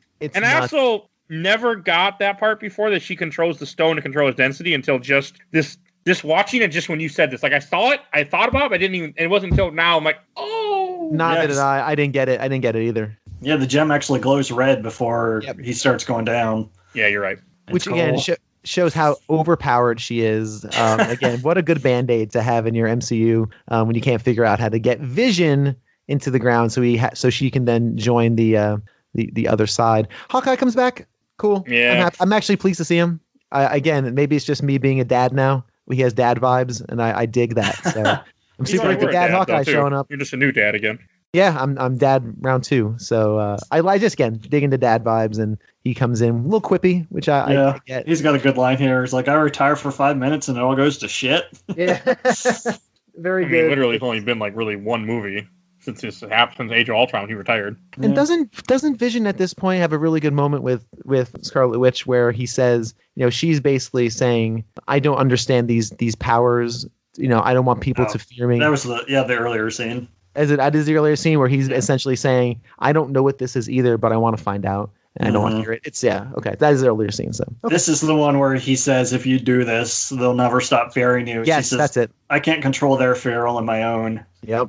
Cool. Dig that. Again, everyone's got a point. No one's really 100% wrong, which makes this extremely interesting and makes this whole schism very natural. Because again, they're all positive motivations. Again, gone about probably the wrong way with the wrong people. Yeah. Stuff. Good stuff. Except for our main villain, who's just he's just wants the vengeance. catalyst to get all the good stuff together. Yeah, exactly. He's the Flint. Oh, and then we got to talk about Bill's favorite part comes up next. So you have Agent 13 shows up. She gets them because their equipment earlier when they got arrested got confiscated. They lost their shield. They lost Falcon's wings. So Falcon's a nobody without his wings suit. They get their stuff. Agent 13's like, here you go. They're driving an old 1980s Blue Beetle for some reason, but it is Germany, so. I'll take it. Yes. And then Agent 13 kisses Captain America. Fuck you. Fuck. And I wrote in my note, Bill's favorite part. No, fuck you. I try not to cuss on this show. We cuss all the time. I know you do, but I try not to just because it's just old school like that. But fuck you. No, this sucks. This sucks so bad. This breaks. Episode. I'm sorry. Yeah, this breaks everything. This breaks his character. He just spent. You launched on this mission because the love of your life that you have held in your heart, Peggy, has passed away. You gently held the coffin down the aisle in the funeral. You didn't just carry it on your own. Yeah, the niece inspired you. And why? What are you doing? This makes no sense, and it has no payoff. Nothing happens because of this. No, they don't even. She's nothing. Not even around later on in the movie. She's not around. I don't think you see her again in this film, if I'm not mistaken. Maybe you do. You don't. No. So why did you do this? This movie is long enough. Long enough. You could have just been partners, because Peggy was your love of your life, and this is her niece, and the niece is going to help you do this thing because you're in league together and you have the same morals. And why are you smooching?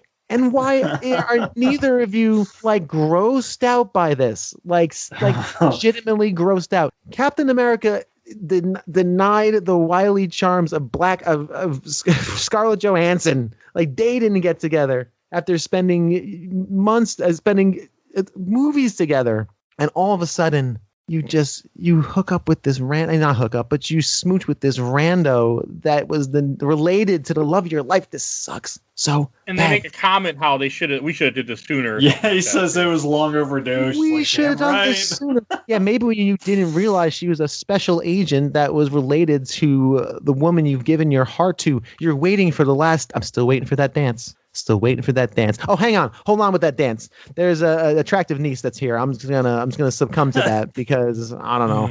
I'm just gonna forget who I am for a scene. You want to get it real gross? Think about the end of Endgame and what this person is to Steve now. Oh no! Oh no! Oh, come here, niece. You're polluting the gene pool. Don't do that. Oh, apparently she hasn't showed up again, but she's supposed to be reprising her role in the upcoming Falcon and Winter Soldier in 2020. That's fine, but who cares? I don't care. This sucks. This sucks. This is bad. No, I agree. That's why I wrote down too, because it's more unearned than the Natalie Portman stuff. It's better than that one because it's not the crux of the movie. It has no bearing on the rest of it. Right. That the power of love is what spurns him to act. Right. It's not as bad as that. You're exactly right. But this is still, and again, it shouldn't annoy me as much as it does, but we've spent so much time with Captain America, with him being this paragon of morality. And again, I'm not saying he can't have a love interest. That's not what I'm saying. But he just mourned the death of the love of his life. And now he's kissing her for no reason. That's the other side of it. If it caused a catalyst, right? If it sparked a thing in this film, in the plot, all right, okay, well, fine. But there's no reason for it other than to really annoy everybody in the theater. Really, to get a kissing scene, because I guess movies have to have one smooching scene. Right. I guess they don't. You're doing fine up to this point, fellas. We get the approving bro nods from Captain or Winter Soldier and Falcon. I will say I really do like the turn of Winter Soldier kind of becoming a team member, and him and Falcon are very funny in that car. Like, could you move your seat up? No, I can't. And then kind of scooches over into the middle to get more leg room.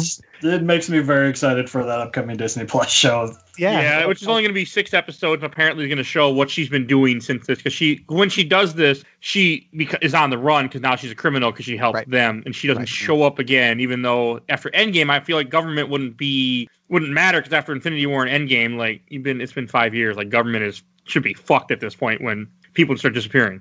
So maybe it's like reality and certain people disappearing. Government probably wouldn't affect much. Okay. So bad. Anyway, there's my hot take. You were correct. You were correct in your assumption that I would dislike this very much. I should have opened up this episode like I did in Gilligan on a 3-hour episode. A 3-hour episode on that road. Right. Hopefully not. But okay, so this is when you have Cap. Cap shows up in his VW, ends up meeting with the rest of the team, Hawkeye, Wanda, and they open the van. Like, I got a new guy. He's all ready to go. And it's Ant-Man just sleeping in the back. I like that. Great. I love when he meets Cap and he starts shaking his hand. He's like, it's so great to meet you. I probably should stop shaking your hand, shouldn't I? Just keep shaking his hand. I love that. To Wanda, it's like, hey, I know you too. You're great. He is. It's so nice to see him. And again, the timing of this is great because, again, we need some levity. We need some fun. So let's bring in a little Spider-Man. Let's bring in some physical comedy with Falcon and Winter Soldier. That seems kind of still on character. And then we get Paul Rudd, which is always a fun to see on screen. He's great. Gosh, he's good. I love the idea of a superhero who's not really, again, not great at it, but understands his abilities enough to be effective, but still isn't like super serious superhero. He's not a Captain America. He's going to have a little bit of fun with this. And that's so great. He's a fanboy. He's like the current Miss Marvel, Kamala Khan. She's a huge fangirl. It's awesome. Pretty great. Avengers game again. So then so then they finally decide, okay, they have to get to Serbia to stop these soldiers they think the guy that Zemo's the purple sock man is gonna wake up. So then that's coming. So then you have the empty. They go to the airport, and you even have a scene say they're evacuating the airport. Evacuate the airport. And all I could think of was, oh yeah, Man of Steel came out before this happened. Oh, jeez. And did it? It did, and. Again, I mean, I know I brought up Age of Ultron too in that recording, but it's just, and this part is, I don't like a good chunk of, I don't like the rest of this movie. I'm going to say that right now. Including this scene? Yeah. This fight scene? Really? I don't like them fighting each other. I knew that. I knew that was coming. It's a thing for me. Like, I really like these superheroes a lot. I really like these characters a lot, and they mean a lot to me, especially Captain America. And to see them fighting each other where they really shouldn't be, and it's like they should. It makes me upset, and it just like it's a good movie, like it's a good, but I don't enjoy it.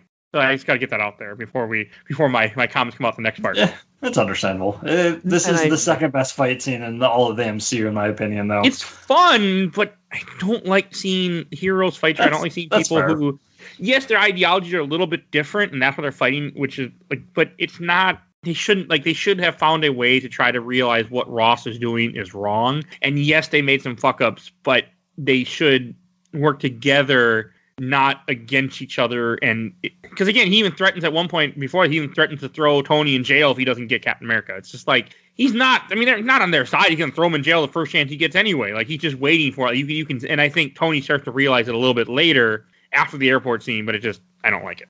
It's fair. It is very fair, and I can see why you don't like it. I think from a filmmaking perspective and a story perspective, it's very good. I think ideologies. I think it really humanizes these characters too. None of these people are making good decisions, right? No, Captain America is not making a great decision to go after, to take on his friends. They're of course the excuse me, the Stark crew. They're obviously there just to get the Winter Soldier. That's what they're there for.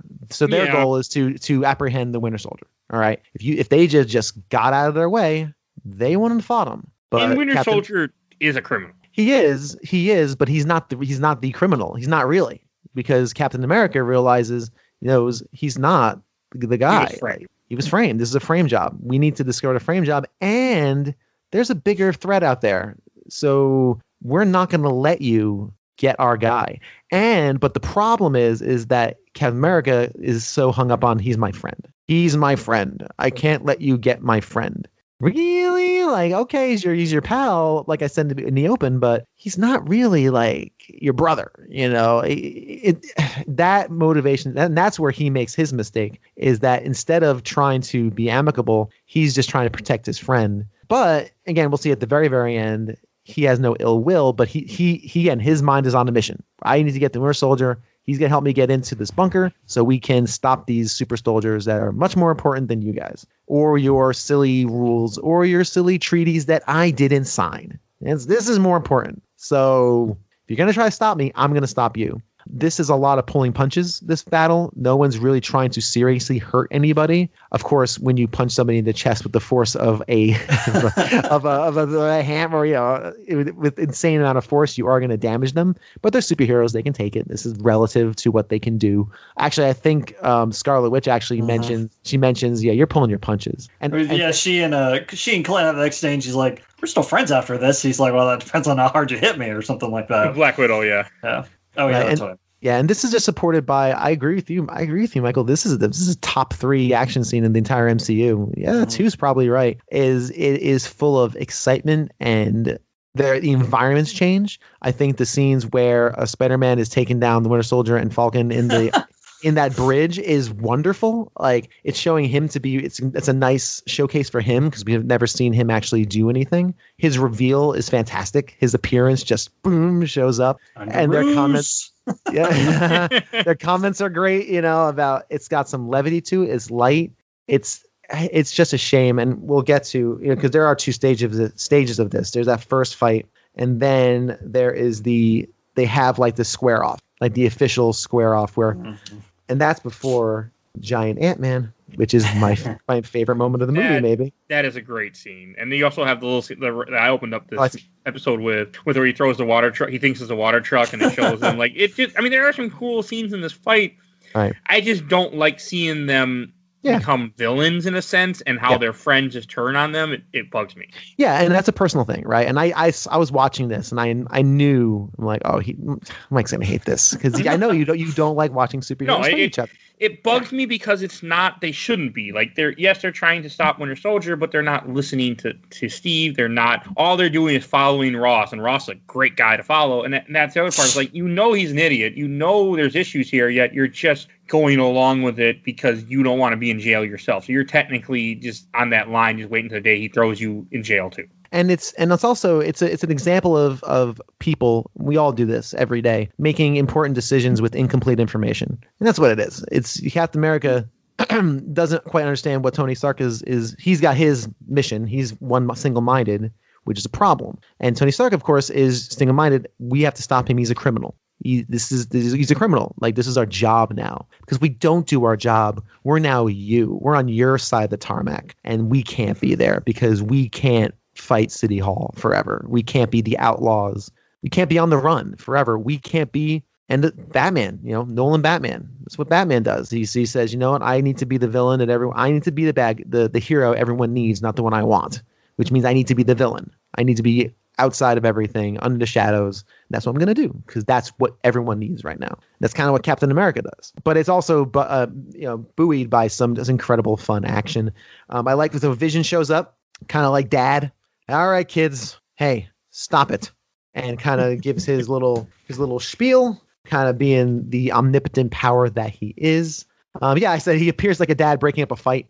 Get on your own side.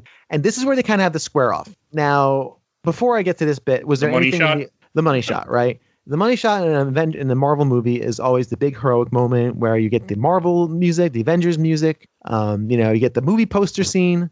This is the same frame up, but I find it very sad.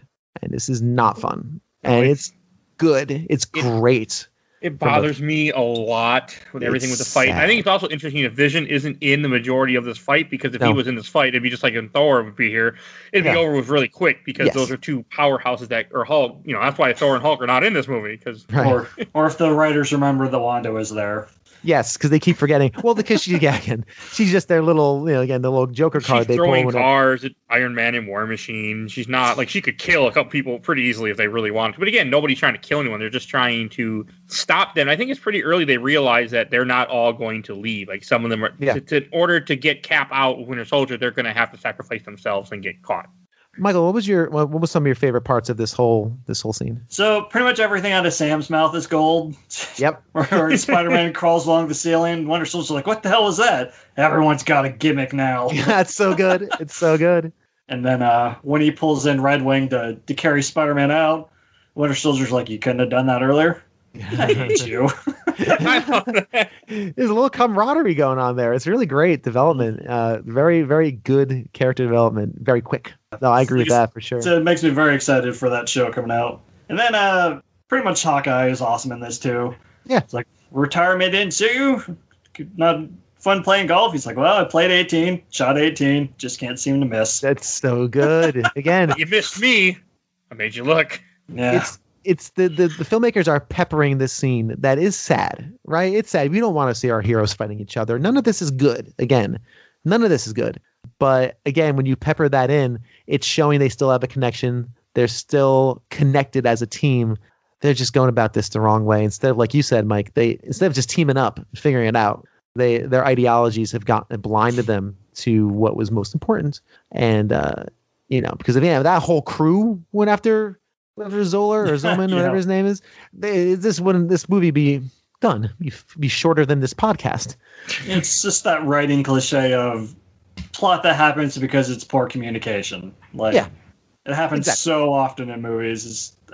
Whatever. Yeah, incomplete information. Big decisions made on incomplete information or inaccurate. So, yeah, I actually like. Then we kind of end up with giant Ant-Man throughout this whole thing. He is causing havoc, and it's great. Again, it's nice seeing him do things because Ant-Man is such a fun little joy of a movie. And he gets inside Iron Man's suit and starts pulling out wires like he did. It's your Constance talking. We haven't spoken in a while. Speaking of that, Mike, you got at least like the Ant-Man Hawkeye fastball special equivalent from the comics. Where it was kind of cool, yeah. Hawkeye shoots the arrow with Ant-Man on it. It's great. It was so good. Cool. So Ant-Man, of course, gets super big, which is just so fun. It's Rhodey. Okay, a little guy's big now. Everyone has their moments. And again, these filmmakers are exceptional at giving everyone time to shine and time to do something fun, something interesting that moves the story along. And that's just fantastic, sharp filmmaking. I love, we get full kaiju at this point where it's just Godzilla just like destroying like the planes. And here again, my thought, because this is good too, because now all I'm thinking is, yeah, you're fighting in an airport, destroying the tarmac, destroying planes. The tower falls down. Like the airport, the control tower just falls. Because Vision beams the hell out of it.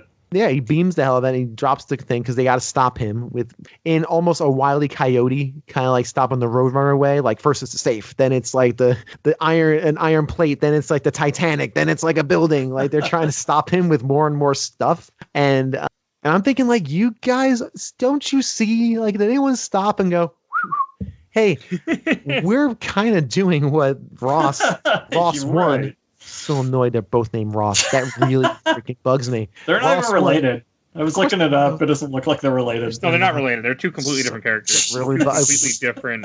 That is stuck in my craw. It sucks. Sorry, I lost train of thought because I forgot how annoying. We're doing what he says. Like we're causing more problems over us just bickering. They're not even fighting a villain in the process. No, we're not. Nothing is being gained from this. Like no one is stopping to say, hey, let's talk about it, okay? Captain America never said, I don't think, hey, Winter Soldier wasn't under his control, and he wasn't under his own control. He's now okay. Nobody knows the passphrase. Nobody's gonna turn him on again. Like no, they don't communicate because they don't trust. Communicates, and he's like, well, no, you're a bad guy. You're a villain. You're a criminal. I got to bring you in, which again is weird for Iron Man. That's a weird character turn. Like again, I get the motivation for him to stay in the suit is pretty strong, but yeah, this is sad. And again, like I said, when they have that big combination, I don't think they play the Avengers theme. I don't think they do. don't remember it because that's so iconic. Yeah, I don't think so. And they're doing the circle of everyone's just paired off, punching each other, close quarters, which is what this always is when they have this shot, and it's just sad, and it really bummed me out. There was nothing heroic about it, and the filmmakers did not make it heroic. They were showing this is now a schism. They are divided, and the Civil War is on officially. Yeah, but But wonderful fight like this happened in the comics, so they had to make it happen in the movie. Yeah, and I'm glad they did. But the framing and the cinematography and the choreography is unparalleled. I mean, there's only a couple that are better. Maybe Endgame is probably better. Yeah. But I'd argue that the end of Endgame is probably the best action scene in the entire MCU. It's earned though. After oh my god, well that's 20 why some movies. Yeah, it's earned. It's just payoff after payoff. It is just. I would say something gross, but it is just pop after pop. Let's just put it that way. That's all it is. So anyway. It's a great movie for what I remember, but I only seen it once. Yeah, how much time do I have in my hands? I got to watch the last Lord of the Rings, the Oscar winner first. Anyway, so we get to the point where Winter Soldier does indeed escape. They try to seal him off. They both get sealed off. Captain America and Winter Soldier are the only two that make it into the hangar, right? Yeah, only they do. Well, right. and Black Widow's waiting for him. And Black Widow, in a very interesting turn, lets them go. Oh, and Black Panther, right? Yep. And she shocks Black Panther over and over again to let them escape. She has this very strange line. She's like, I told you could find them. I told you I would help you find them, not catch them.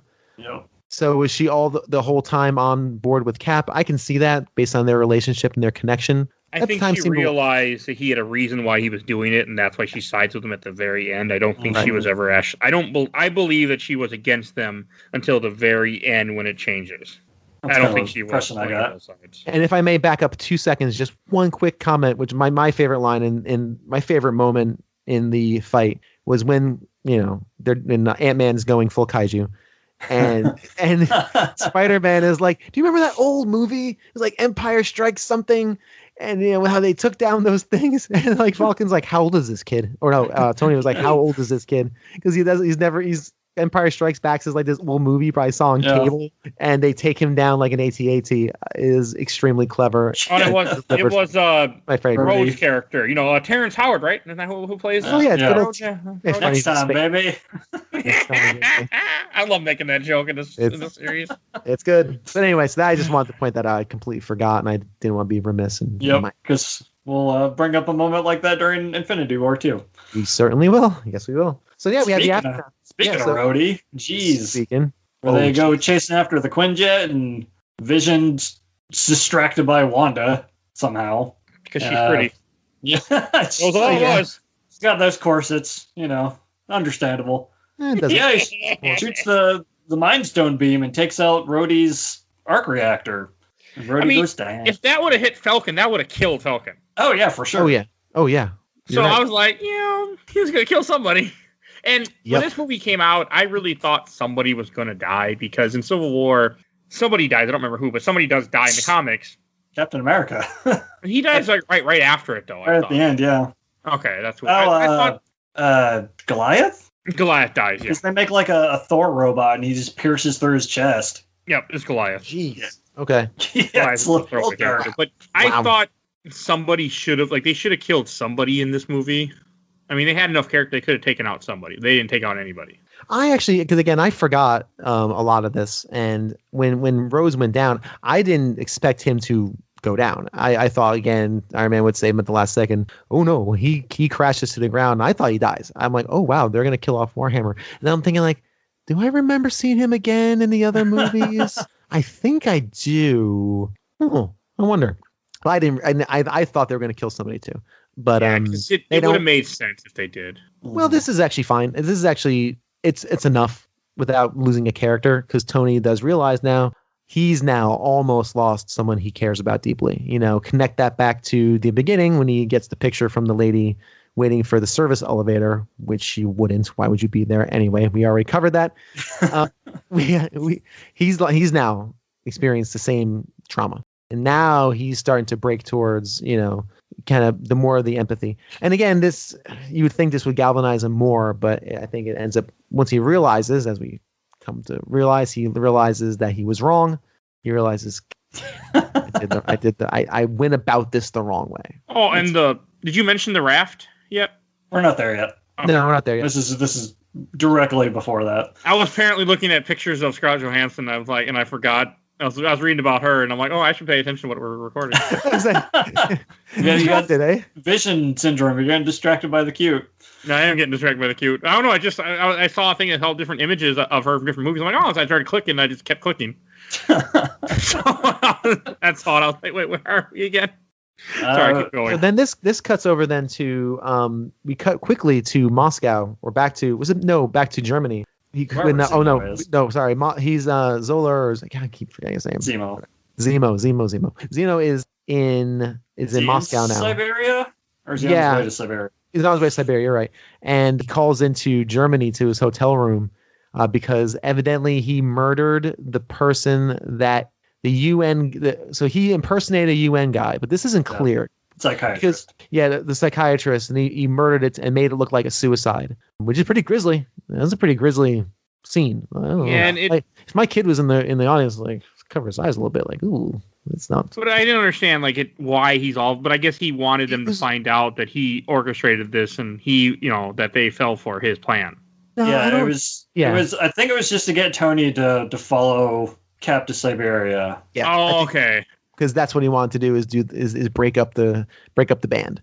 Okay, and this is when Tony goes to the raft, and you see Scarlet Witch in like a straight jacket in a cell, Ant-Man in a cell, Falcon in a cell, Hawkeye in a cell, and that's when they have the whole scene where Hawkeye's kind of calling him a traitor and stuff. And okay, yeah, we kind of see shades of Ronin here from Hawkeye, where he's starting to get a little unhinged.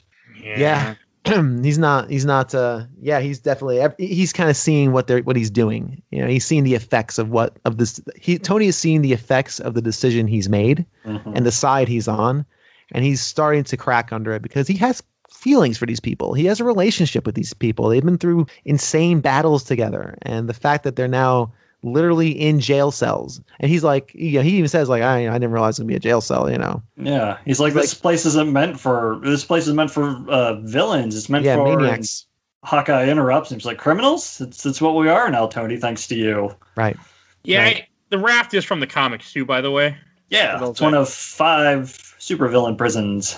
Yeah, that they all break out of in the Avengers cartoon in the first episode. But it's funny when you kept saying raft, I was like, oh, okay, and then I realized I had no idea what you were talking about. Raft? Like, I don't remember anybody like doing Breath of the Wild sailing. Like I don't remember that. I didn't so that's like what they call that, the raft. Okay, yeah. I didn't like they're in that prison. That also bugs me too in this movie because they shouldn't. I mean, he locks them in a maximum security prison, and besides Scarlet Witch, they're all just regular people.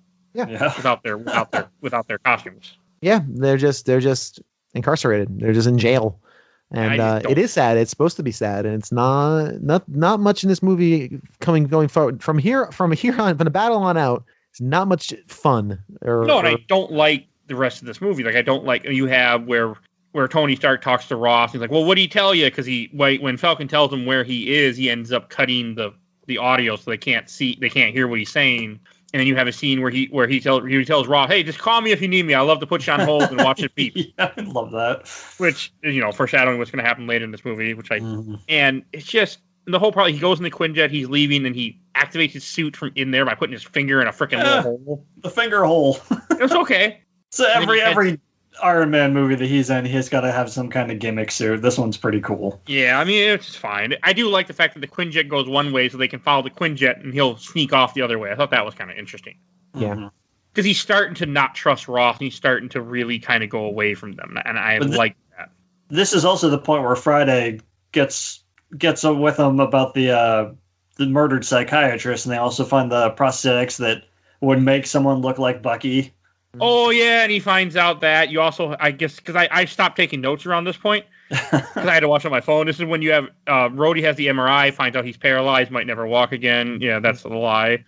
This is also when he tells Black Widow that T'Challa told them what happened, that she stopped him, so now they're hunting her. It's like, I thought that was kind of weird. She signed the Sokovia Accord just because she stopped him from killing someone. That now I don't know. I thought that was kind of interesting, weird to me. They put her on the run too because she sided with Captain America, but I guess it makes sense. Again, it was never about the Accords. Like you do one thing wrong, you're thrown in prison immediately. Like it was like a very, even when I say something wrong, I shouldn't say, because I'm thinking of what our current world. Just more of you do something that doesn't agree with what they want, even if he didn't hurt you, you're arrested and you're done, like no question. Unlike in real, So I thought that was kind of interesting. Yeah, it's control based, right? It's that's all it was about. Yeah, it was all in the end because again, government bad is kind of like the theme of the MCU almost, where never trust the governing bodies because they're always going to have their own agendas. It's not wrong. So yeah, and that is that's kind of how the world works to a certain extent. Corporations don't care. That's just what it is, because their only goal, corporation at least, is their only goal is to turn profits. That's just what their goal is. That's what they're designed to do. People in corporations can care. People in governments can care, but as an entity, they just cannot. They're not set up to do that. And people in charge can't be pals, because in the end of the day, as friendly as you are, they're beholden to the whims of the corporation, and that's what they have to do. Or they just go outside of it. They just go outside the rules and do their own thing, or behave the way, or empathize the way they need to, etc. So yeah, this is a theme. It's a very real theme, and it's an undercurrent throughout the entire MCU. So, and this is also when you have Zemo shows up at the base finally, and then you have Steve and Winter Soldier show up to the base too, and you still have half an hour left of this movie, by the way, at this point. Sure do. This is where I started watching it today. I watched it all on my phone. I watched this today too, and I just didn't want to watch it. Like, I just didn't enjoy. Wow. I'm at the point where I'm just like, I'm done with this movie. I don't like where this. I mean, I know where it's going, of course, but I don't like where it's going. I do like. There's a small scene where they're sitting in a plane, Winter Soldier and Cap, and they're talking about how they one time had a hitchhiker walk or something because they spent their money on hot dogs trying to win a bear. Like, I thought it was cute. They had like a friendly moment. And he's like, "Oh, she'd be 100 years old." It's like, buddy, we are too. I like that. They're reminiscing about old times. It's kind of nice. I like that they have that little scene before things become really bad, because things get really bad real fast. Yeah, well. Yeah. And one thing interesting about this scene, like going back and watching it when I know where it's going, like you see them, like they are ready to fight these super soldiers. They are ready for what's coming. Just them two against 6 people. They suit up and they're ready. I like that. Just to very quickly go back, I like that scene because it's giving us a little bit, a taste of a connection between the two. Up until now, it's just been protective and teammate, but really kind of showing that friendship, that how long they've been friends, those recollections. It's trying to really cement them as a strong connection as to why Captain America would risk everything to save this guy. It's too little too late. Yeah, I mean, too late at this point, because we've spent a lot of time with these guys and they've been partnered and he's protecting him and getting all that good stuff, but they've never really given us that kind of meat, right? That kind of stuff, that meat of the relationship that fuels him really wanting to save his friend's life. And I have best friends. I would probably go to the ends of the earth to help. But if you had just seen me and my friend together for a couple hours, right, you wouldn't know that. So they needed a lot more of that, but they have to fit a lot of story into this movie. And I think that's just what it was. We can't dine on these things. But it could have been done in a little more gracefully. Yeah, we did get some of that, the buddy stuff in the first Captain America movie, but since that was like 30 movies ago, exactly. I expect people to remember that. But even then, you only get maybe 10 minutes worth of movie of that. Yeah, that's fine. You don't get a ton, because most of Captain America is about him becoming the super soldier and then red face and all the rest of it. There's not a lot of Bucky in there. There is, and it's there, right? And you're really banking on the fact that people have seen this movie. But again, think about it. 4 years ago, God, only 4 years ago. This is nuts. Isn't it? 4 years ago, how many people are seeing this movie now who jumped on at Avengers? Probably didn't see the first one, Captain America, which was before that, obviously. So I don't know. I think there could have been a lot more of this to really cement that drive. But It's still fine. It's still fine. I want to say when Iron Man shows up though, when he shows up at the base, I like that part at first because it's like, hey, maybe you're not so crazy. But maybe your story makes sense. Like I like that. Yeah. And it isn't until they go a little bit farther when they find Zemo again and they start seeing that, what's happening, what's going on. Like he starts explaining to him. You see Black Panther has snuck in there. they find all the super soldiers are dead. And what irritates me is this whole thing, like his whole plan goes into action where then he starts playing the video and he talks about how I haven't thought of nothing else for over a year. It's like you spent 1 year studying these guys because your family died because they stopped a world-ending event. So it bugged me for some reason. Like 1 year seemed like a small amount of time. Yeah. And like, why kill all the other super soldiers? Like, yeah, I understand. Like Bill said, it's going to be a red herring just to get everyone here. But like, I don't know. It just seemed weird. Like, why even do anything with them? You could have them here, or just have them be dead already. Like, who cares? Yeah. He has one line where he says, I don't want the world doesn't need more of you. So, which is why he goes in and shoots it, basically saying, we don't need more heroes who don't really save anybody, who just cause more problems than they're worth. This is a poor motivation. This is not strong enough to hold up what he's done. I mean, think about the lineage of stuff this guy has done to get to this place. Family dies, right? And feel free, I don't have this written down, so I might miss a few things, but I'm watching it right now as we're talking. Yeah, he bombs the UN. Right. Well, how does he start? I don't even remember how he starts this whole thing from going part. It's been 3 hours, but he has this long road involving bombings and, chemical weapons, which I don't even think that was him, but chemical weapons and killing people and chemical weapons him. We don't know actually. Yeah, you're right. Framing suicides and pretending to be a UN person that evidently UN badges don't have people's faces on them. Clearly, I guess they don't. And prosthetics, that is such a big MacGuffin plot moving device, and framing and getting the codes and getting the book and the mission plans and waterboarding. That's not really waterboarding, just killing people in horrendous ways. This whole long road just to break up the Avengers because they, like you said, Mike, tangentially killed your family. Like what? That's like trying to topple a regime because they had a war in your backyard and you were just collateral damage. Where most people would just bemoan that and note that's a tragedy. That's absolute tragedy. He breaks crazy and like legit crazy and just decides to go on this elaborate plot. I don't know. It's weird. And he succeeds, as we find out at the very end. To answer your question, apparently in the MCU wiki, it says that Crossbones became he set on a path to make everyone involved in downfall suffer the pain and loss he endured. During a mission with Nigeria, Crossbones had lured the Avengers into a public battle under the guise that he was attempting to steal a biological weapon. During all that chaos, Crossbones fought against Captain America, had performed a final suicide attack which had killed himself and several innocent civilians. Yeah, so he was all him just trying to kill Captain America and get revenge. It had nothing to do with actually him being hired by like Claw or anyone in here, which is that dumb little part. Huh. Weird. Yeah. That's interesting. It's a long way to go. Yeah, no, you're right. I was thinking you're right. Maybe he was hired by, this character as I was looking up too, but nope, it's just an interesting part of the movie that doesn't really need to be there. I like it just to add to why they're villains. It's the intro. It's just the intro to. It's a setup for the character for the new Avengers team, so they can do things. It's a catalyst. That's fine, but he doesn't have to be part of the major plot. Yes, but that's just really what it is. It's again, not to reiterate myself 100 times. It's long enough. It's just not great, and I agree with you, Michael. Mike, it's not strong at all. What do you think, Michael? It's just like I said earlier. It's just the villain plot is just to string along the heroes and to put them in the situations that they need to be in. I guess. I don't know.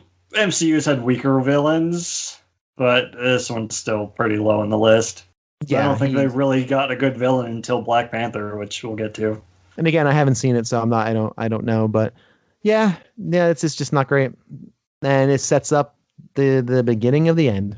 Yeah, and this whole back to what we were saying, or I was saying, I should say, like when Tony shows up and he plays the video of how Winter Soldier killed his parents back in '91. He's like, Cap, did you know? Tears coming down his eyes. I mean, there's no tears, but I'm not adding that. But it's just, and I didn't know this, but Cap's like, yeah, I knew. He finds out the end of Winter Soldier in a very brief scene where he gets documents. That's how he found out what happened.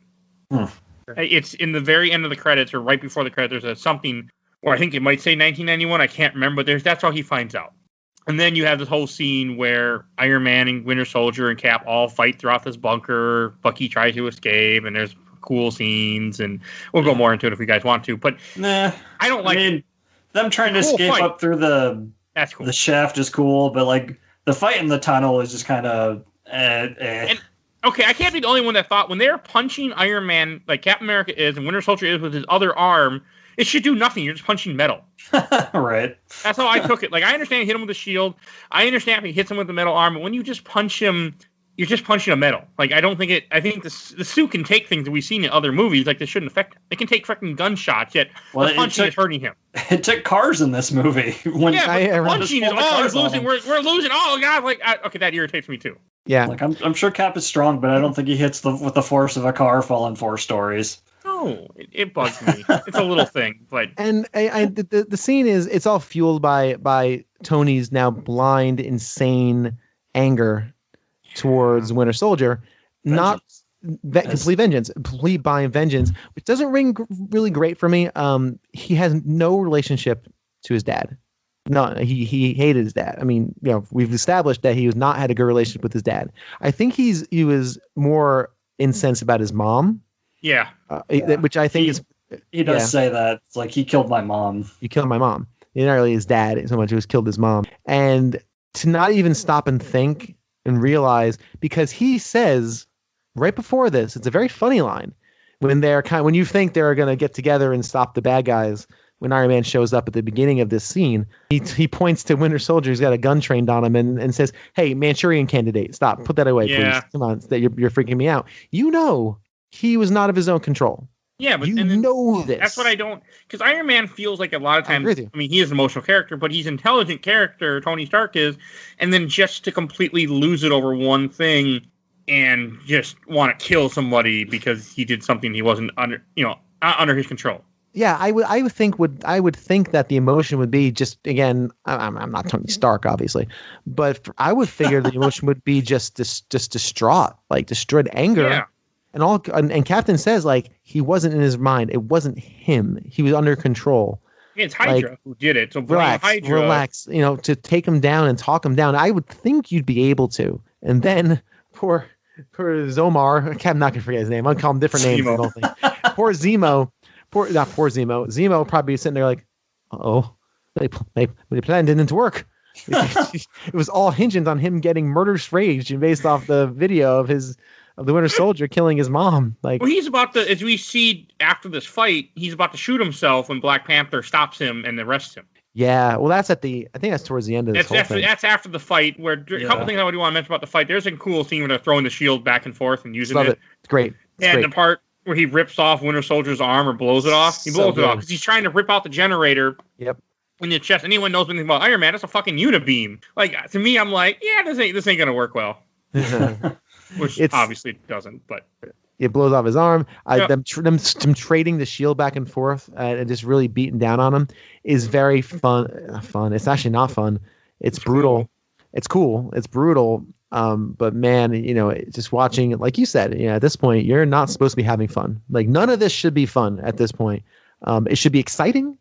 It actually might create some cognitive dissonance where your brain is enjoying the coolness of the action, but the other side of your brain is like, but this really is sad and sucks. And so this joy and sadness just should start clashing. Like, I don't like this. And before enjoying it, I don't like it. Before Zemo tries to shoot himself, he ends up finishing listening to the voicemail. I know I said that joke wrong. He finished listening to the voicemail, and that's when Black Panther shows up and arrests him, and he almost shoots himself, but Black Panther stops him right before he's able to do it. Yeah, I like Black Panther's speech about how most of this movie is fueled by vengeance. Yeah. Mm-hmm. Yeah. Because they're tearing themselves apart. You did all this because of vengeance. I'm tired of being ruled by it now. Yeah, and he was trying to kill Winter Soldier for vengeance, too. Mm-hmm. And then once he realized that Winter Soldier wasn't the guy, he, of course, tries to do the right thing. Yeah. So he could have killed Zemo right there, and then he kept him from killing himself. He's like, no, justice is going to take its toll on you. Yeah, he needed somebody. That way they knew it wasn't Winter Soldier. You have a villain. You have someone to blame for the crime. Even though they still want Winter Soldier, they're still, as you see in the end of this movie, they're still after him. Like, that didn't go away. because they still want him for other crimes, even though he was under control. Which I don't know how that. I feel like if you're a soldier in a military, unless you commit like terrible crimes, like as what's happened in Nazi Germany, you're usually, as long as you're following orders that aren't inhumane, like like the death camps, you were a soldier, so you're kind of you're kind of let go of things unless you're a general or something. Right. It's it's none of this is fun, but it's very effective, and it's just really strong filmmaking. I wish Zolarf. I wish Zolarf had stronger. I wish Zoloff had stronger motivations, but he does the job, and it does the job, and it works. I just don't understand why that murderous rage should not have been this thing that snaps Tony, because he snaps. And because they're buddy. It's more red herring. Like, we're a buddy. We're gonna go in here. We're gonna fight some super soldiers, and then all of this just goes to shit. Yeah, it bothers me. Like, everything in this scene bothers me. I like the Black Panther stuff, but the rest bothers me. Like, there's a cool scene in the fight, which is straight from the comics, where he shoots the beam off the shield, and the shield deflects the beam. I mean, there's a few cool scenes. Black Panther retracts his claws right before he's talking to Zemo before he stops him from shooting himself. Like, there are some cool parts, but I don't like it. Mm-hmm. It's like we're 2.5 hours in this movie. We need to wrap it all up. Let's just do this and get it over with. Yeah, 2 hours and 9 minutes, sir. At this point. Yeah. It's a lot. It's a lot going on. So, but you get the point. Raw audio is 2.5 hours. But oh well. I mean, listen. You won't be able to hear this, but the raw audio. We're a group of chatty Cathys. What can we say? Especially when we haven't done this in a while. People need to know about Oculus, all right? Hey, it's a good movie. It is. I mean it, Bill. You have to watch that movie and let me know what you think. I will report back. I'll record you a special half-hour recap of Oculus. So if I could, I would almost want to do it, because I know my wife would love to, but I'm not watching that movie again. So that's fine. That's fine. That movie at all. You'd hate it. Hate it. You like Karen Gillian, but you wouldn't like everything else. I do. I'll just watch Jumanji again. That's good. So we're about to wrap up. Yeah. So the fight ends like where Captain America ends up taking the shield and he knocks out the center, the core in Iron Man's suit. And when he takes Winter Soldier, I mean, they do have the cool line right before, like, I could do this all day. Where I love the movie. And great. So good. And like, there's one part where Tony, like right before that, Iron Man kicks Winter Soldier right in the face with his boot, and he doesn't need to, because and that's when. So Captain America's using the shield. He knocks off his helmet, and Tony thinks he's gonna hit him in the face and kill him, but instead he just takes up the arc reactor because he never wanted to kill him. He just wanted to stop him. Yeah, he didn't want to fight the same one, right? And it's funny. Oh, I'm sorry. Go ahead. It's really good. And he picks up Winter Soldier and they leave. I guess they leave in the Quinjet that they came in, but it's a good scene. Like, this movie was powerful and it hit me. I just wasn't on board with what's happening. He leaves the shield though. Because he tells him to. That doesn't belong to you. My dad made that for you. Yeah, He says you don't deserve it. My dad made it for you. You don't deserve it. And so he just drops it. So effective. Like, he says, okay, I'll take it then. And if he actually realized at this point that he is a villain, that he is now a criminal, he is the thing he didn't want to become.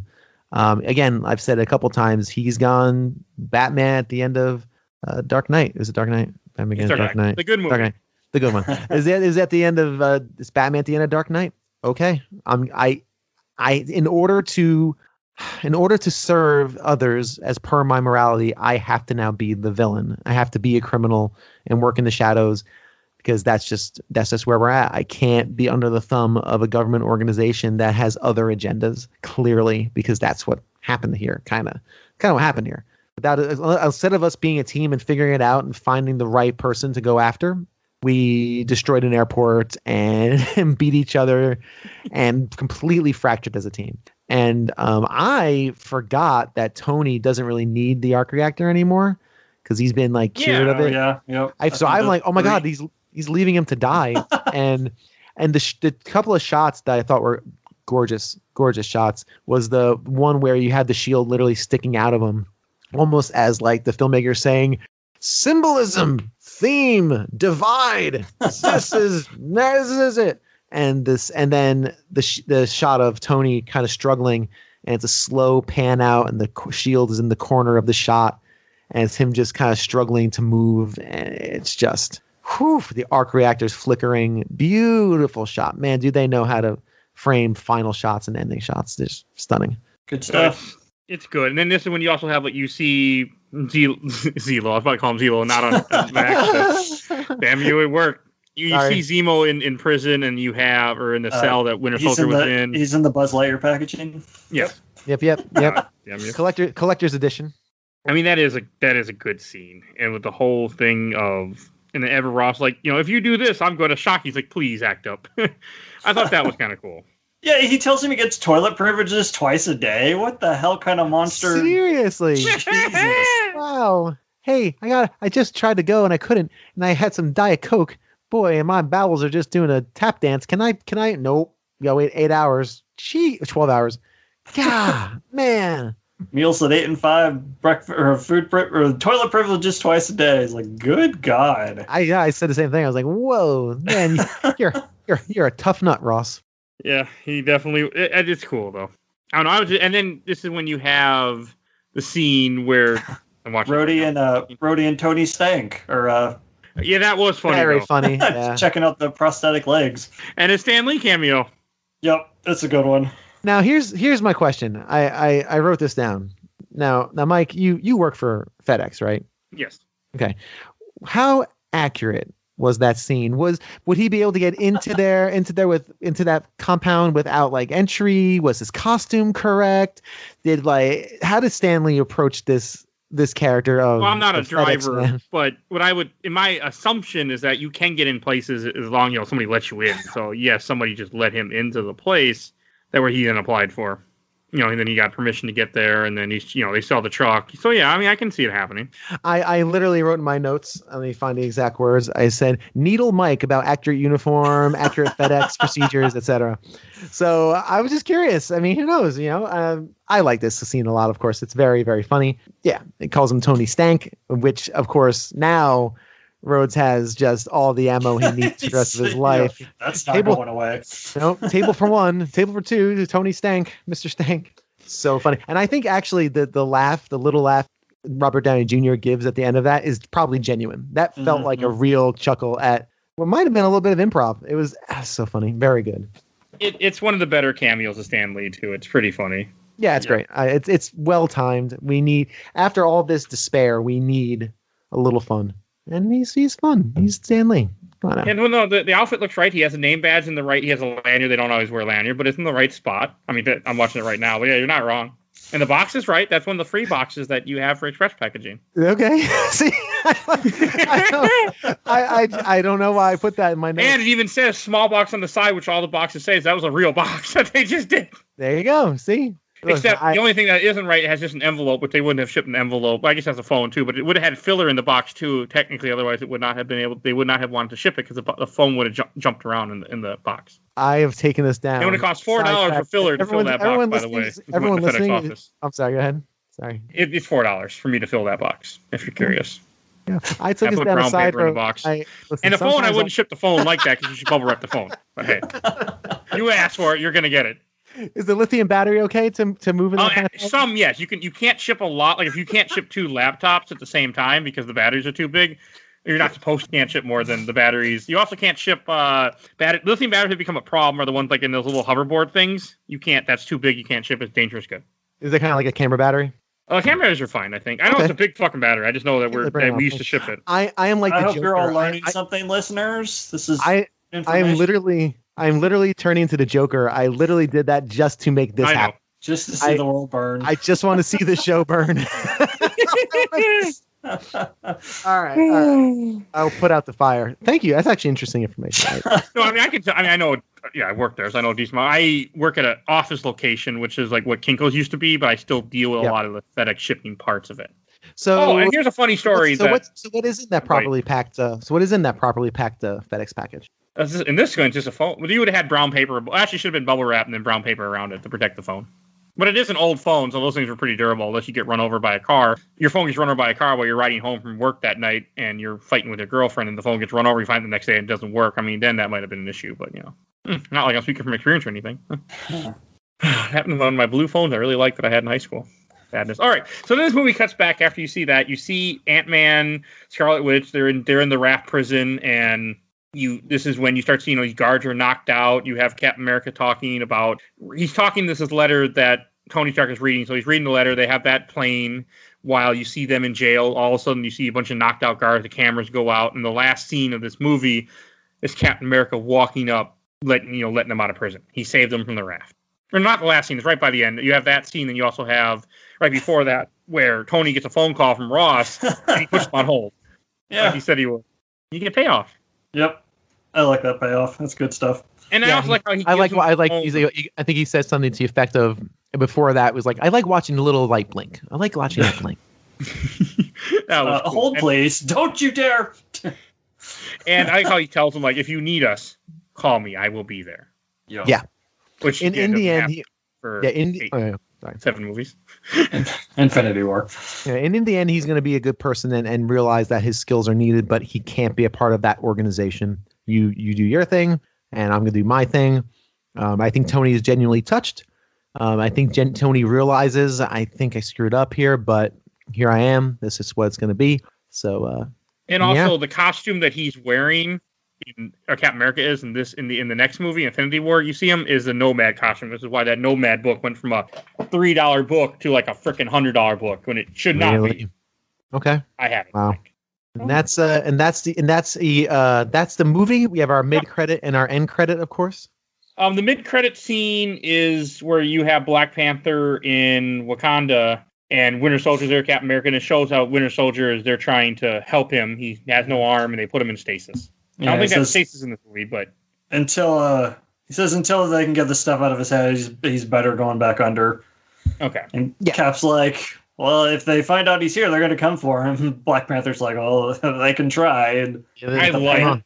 And again, you don't see anything about Wakanda yet until the Black Panther movie, but yeah, they'll be just fine. Like, I like that, though. I like how T'Challa ends up helping him in the end when he finds out it wasn't him that killed his father. Right. Nope, cool. It's great. And then our final end credit scene is a Spider-Man moment, which is it's fine. It's okay. It's just Peter gets the spider light from Tony. Yeah, what was that? It was like the spider UI, like a spider-gram. Yeah, it's just like a lamp, more or less. It's just a spotlight that he uses. Yeah, same thing. Yeah, but I like his banter with May was pretty good. It's like, who hit you? What's his name? It's Steve. It's like, I hope you got some good licks in. I did. His that is huge. Like, that giant. Is the final scene. Yeah, that was kind of funny. You have the little light that shines up on the ceiling. That's cool. He uses it in Spectacular Spider-Man. It's just a little light on his belt. Oh, you mean the cartoon? Okay, I was really confused there for a second. Like, there's no movie Spectacular Spider-Man. Should have been. There will be. I bet when they do the next reboot. It's so good. It's the best Spider-Man cartoon. Never seen it. It's good. And then it ends with Spider-Man will return. And that's the end of this Spider-Man movie. That's interesting. Spider-Man will return. That's. Did he ever get a title card? I don't know. I'm sure it's in there somewhere. Did you ever get a title card? Yeah, we did. You do. It's before the mid-credit scene. Oh, is that... Okay, I must have not been paying... Okay, that's why, because I fast-forwarded when the first credits started. That's why I never saw it. Yep, you're right. Anymore, I get to the credits and I just pull it up on YouTube for the stingers because Disney Plus is dumb and doesn't let me search well. Really? I did it on my computer and it was fine. Like, it showed me Disney little... Plus. I use on PS4. Okay, like I use Disney Plus on my phone. No issues. I use Disney Plus on my computer. No issue. I watched on the PS4. I had 3 or 4 times I had to back out of the movie. At one point, I had to restart my PS4 because it just Disney Plus just would not go. This was the first time I had to back out because I got to the fight in the bunker and it started doing a weird stutter effect. I'm like, I wonder if this is what Mike has to deal with all the time. Yeah, it is. It is what Mike has to deal with. It doesn't happen all the time, but it happened a bunch in this movie. All right, and that wraps up this movie. And I was trying to think, did we introduce the movie after Shelfer Box? It's been a while. I can't remember all of a sudden. No, we do. I think we do Shelfer Box, then you'll the next movie. Okay, let's go Shelfer Box, and I'll start because we'll get the negative out of the way. This is going in the box for me. It's a good movie. It's a very good movie. I don't like it. I enjoy parts of it, but I don't like the whole concept of the movie, and I liked it in theaters, and I don't need to see it again. I'm glad I watched it for this episode, but I'm done. I'm not going to probably watch this movie again anytime. It's not for me. It's going in the box. How about you, Bill? This is on the shelf. I think this is an excellent subversion of what comic book movies are traditionally are. Again, how you much like it is going to depend on how much like you, Mike. If you don't like superheroes fighting against each other, you think that's a anti the point and the kind of spirit of the medium, perhaps. That's fine. I totally get that. From a filmmaking perspective, even though our villain has very little good motivation, he's not a good villain at all. The fight scenes are excellently choreographed. There's some real visual splendor. There's some fun here. They pepper in the really dark subject matter with lightness, and it has really strong in theme, and it's really develops the characters very well, and it's a good story. So I think it's an excellent movie, and it is proudly going on my shelf. I don't know if I'll have spent another 2.5 hours watching it anytime soon, but I would certainly pop. And it's also be a hard one to pop in for funzos, because it's not terribly fun. Mm-hmm. So based on that metrics, it would probably go on a lower shelf or easily accessible box. But I can't put it in the garage underneath the Christmas decoration. Oh, I am. So yeah, no, I know you are. So so I'll put it on the shelf because it belongs there. I made reference to your boxing system. What was it, Resident Evil 2, Mike? I think I said I put it in one of the boxes, but not the box in the garage. And that was months ago. What are you talking about? It was last week for us. I know. Yeah, I don't really remember though. I think it was Resident Evil. So this is one that I've been dreading rewatching just because I remember hating this movie. Like I've said before, I'm here for the quips and the explosions and stuff, and you get it in 1 or 2 scenes in this movie, and the rest of it's like thinky stuff. Like, what the hell's that about? I gotta think. But rewatching it this time actually made me feel like I brought up that line of Peter earlier of, if you have this ability to do stuff and you don't, then the bad things are on you. And like, I actually started to take sides for the first time watching this movie. Like, it got me thinking about the plot and whatnot and everyone's motivations. And that's kind of a big deal for me. So I got to put this on the shelf just for that alone. Like, but like Bill said, I'm not going to go back and watch it anytime soon. I'm sure someday I'll rewatch most of the MCU except for the bad ones. And this one will be on the good pile. So yeah, big deal. Awesome. All right, and that about wraps this episode. And we should introduce what we're going to be talking about next episode. Next, we get to watch Doctor Strange. Yeah, I'm looking forward to that one. I've only seen it once. I am too. I've seen it a couple times. Tiff really likes it. It's been a long time, so I'm excited to go back to that one. Oh, we know why Bill likes it now. I do. What can I say? Oh, I like it too. I think it's great. I have seen it twice. Once in theaters, once when it came on Netflix for the first time. So that's when I watched it last. Yep, super excited to see it. I enjoy it quite a bit. And then we watched Guardians of the Galaxy Volume 2 after that. I'm excited for that. Just for your hated take. That movie Me too. Well, that should be interesting. We'll see. And then we get Spider-Man Homecoming, then we get Thor Ragnarok, and then Black Panther. God, this is going to be a long one. Oh, all bangers. All right. So I want to thank everyone for listening. And if you enjoyed this episode, we have tons of other MCU episodes for you to check out. So go definitely listen to those. They're good. They're long. And it will fill a car ride for you, depending on where you're going. As long as this one.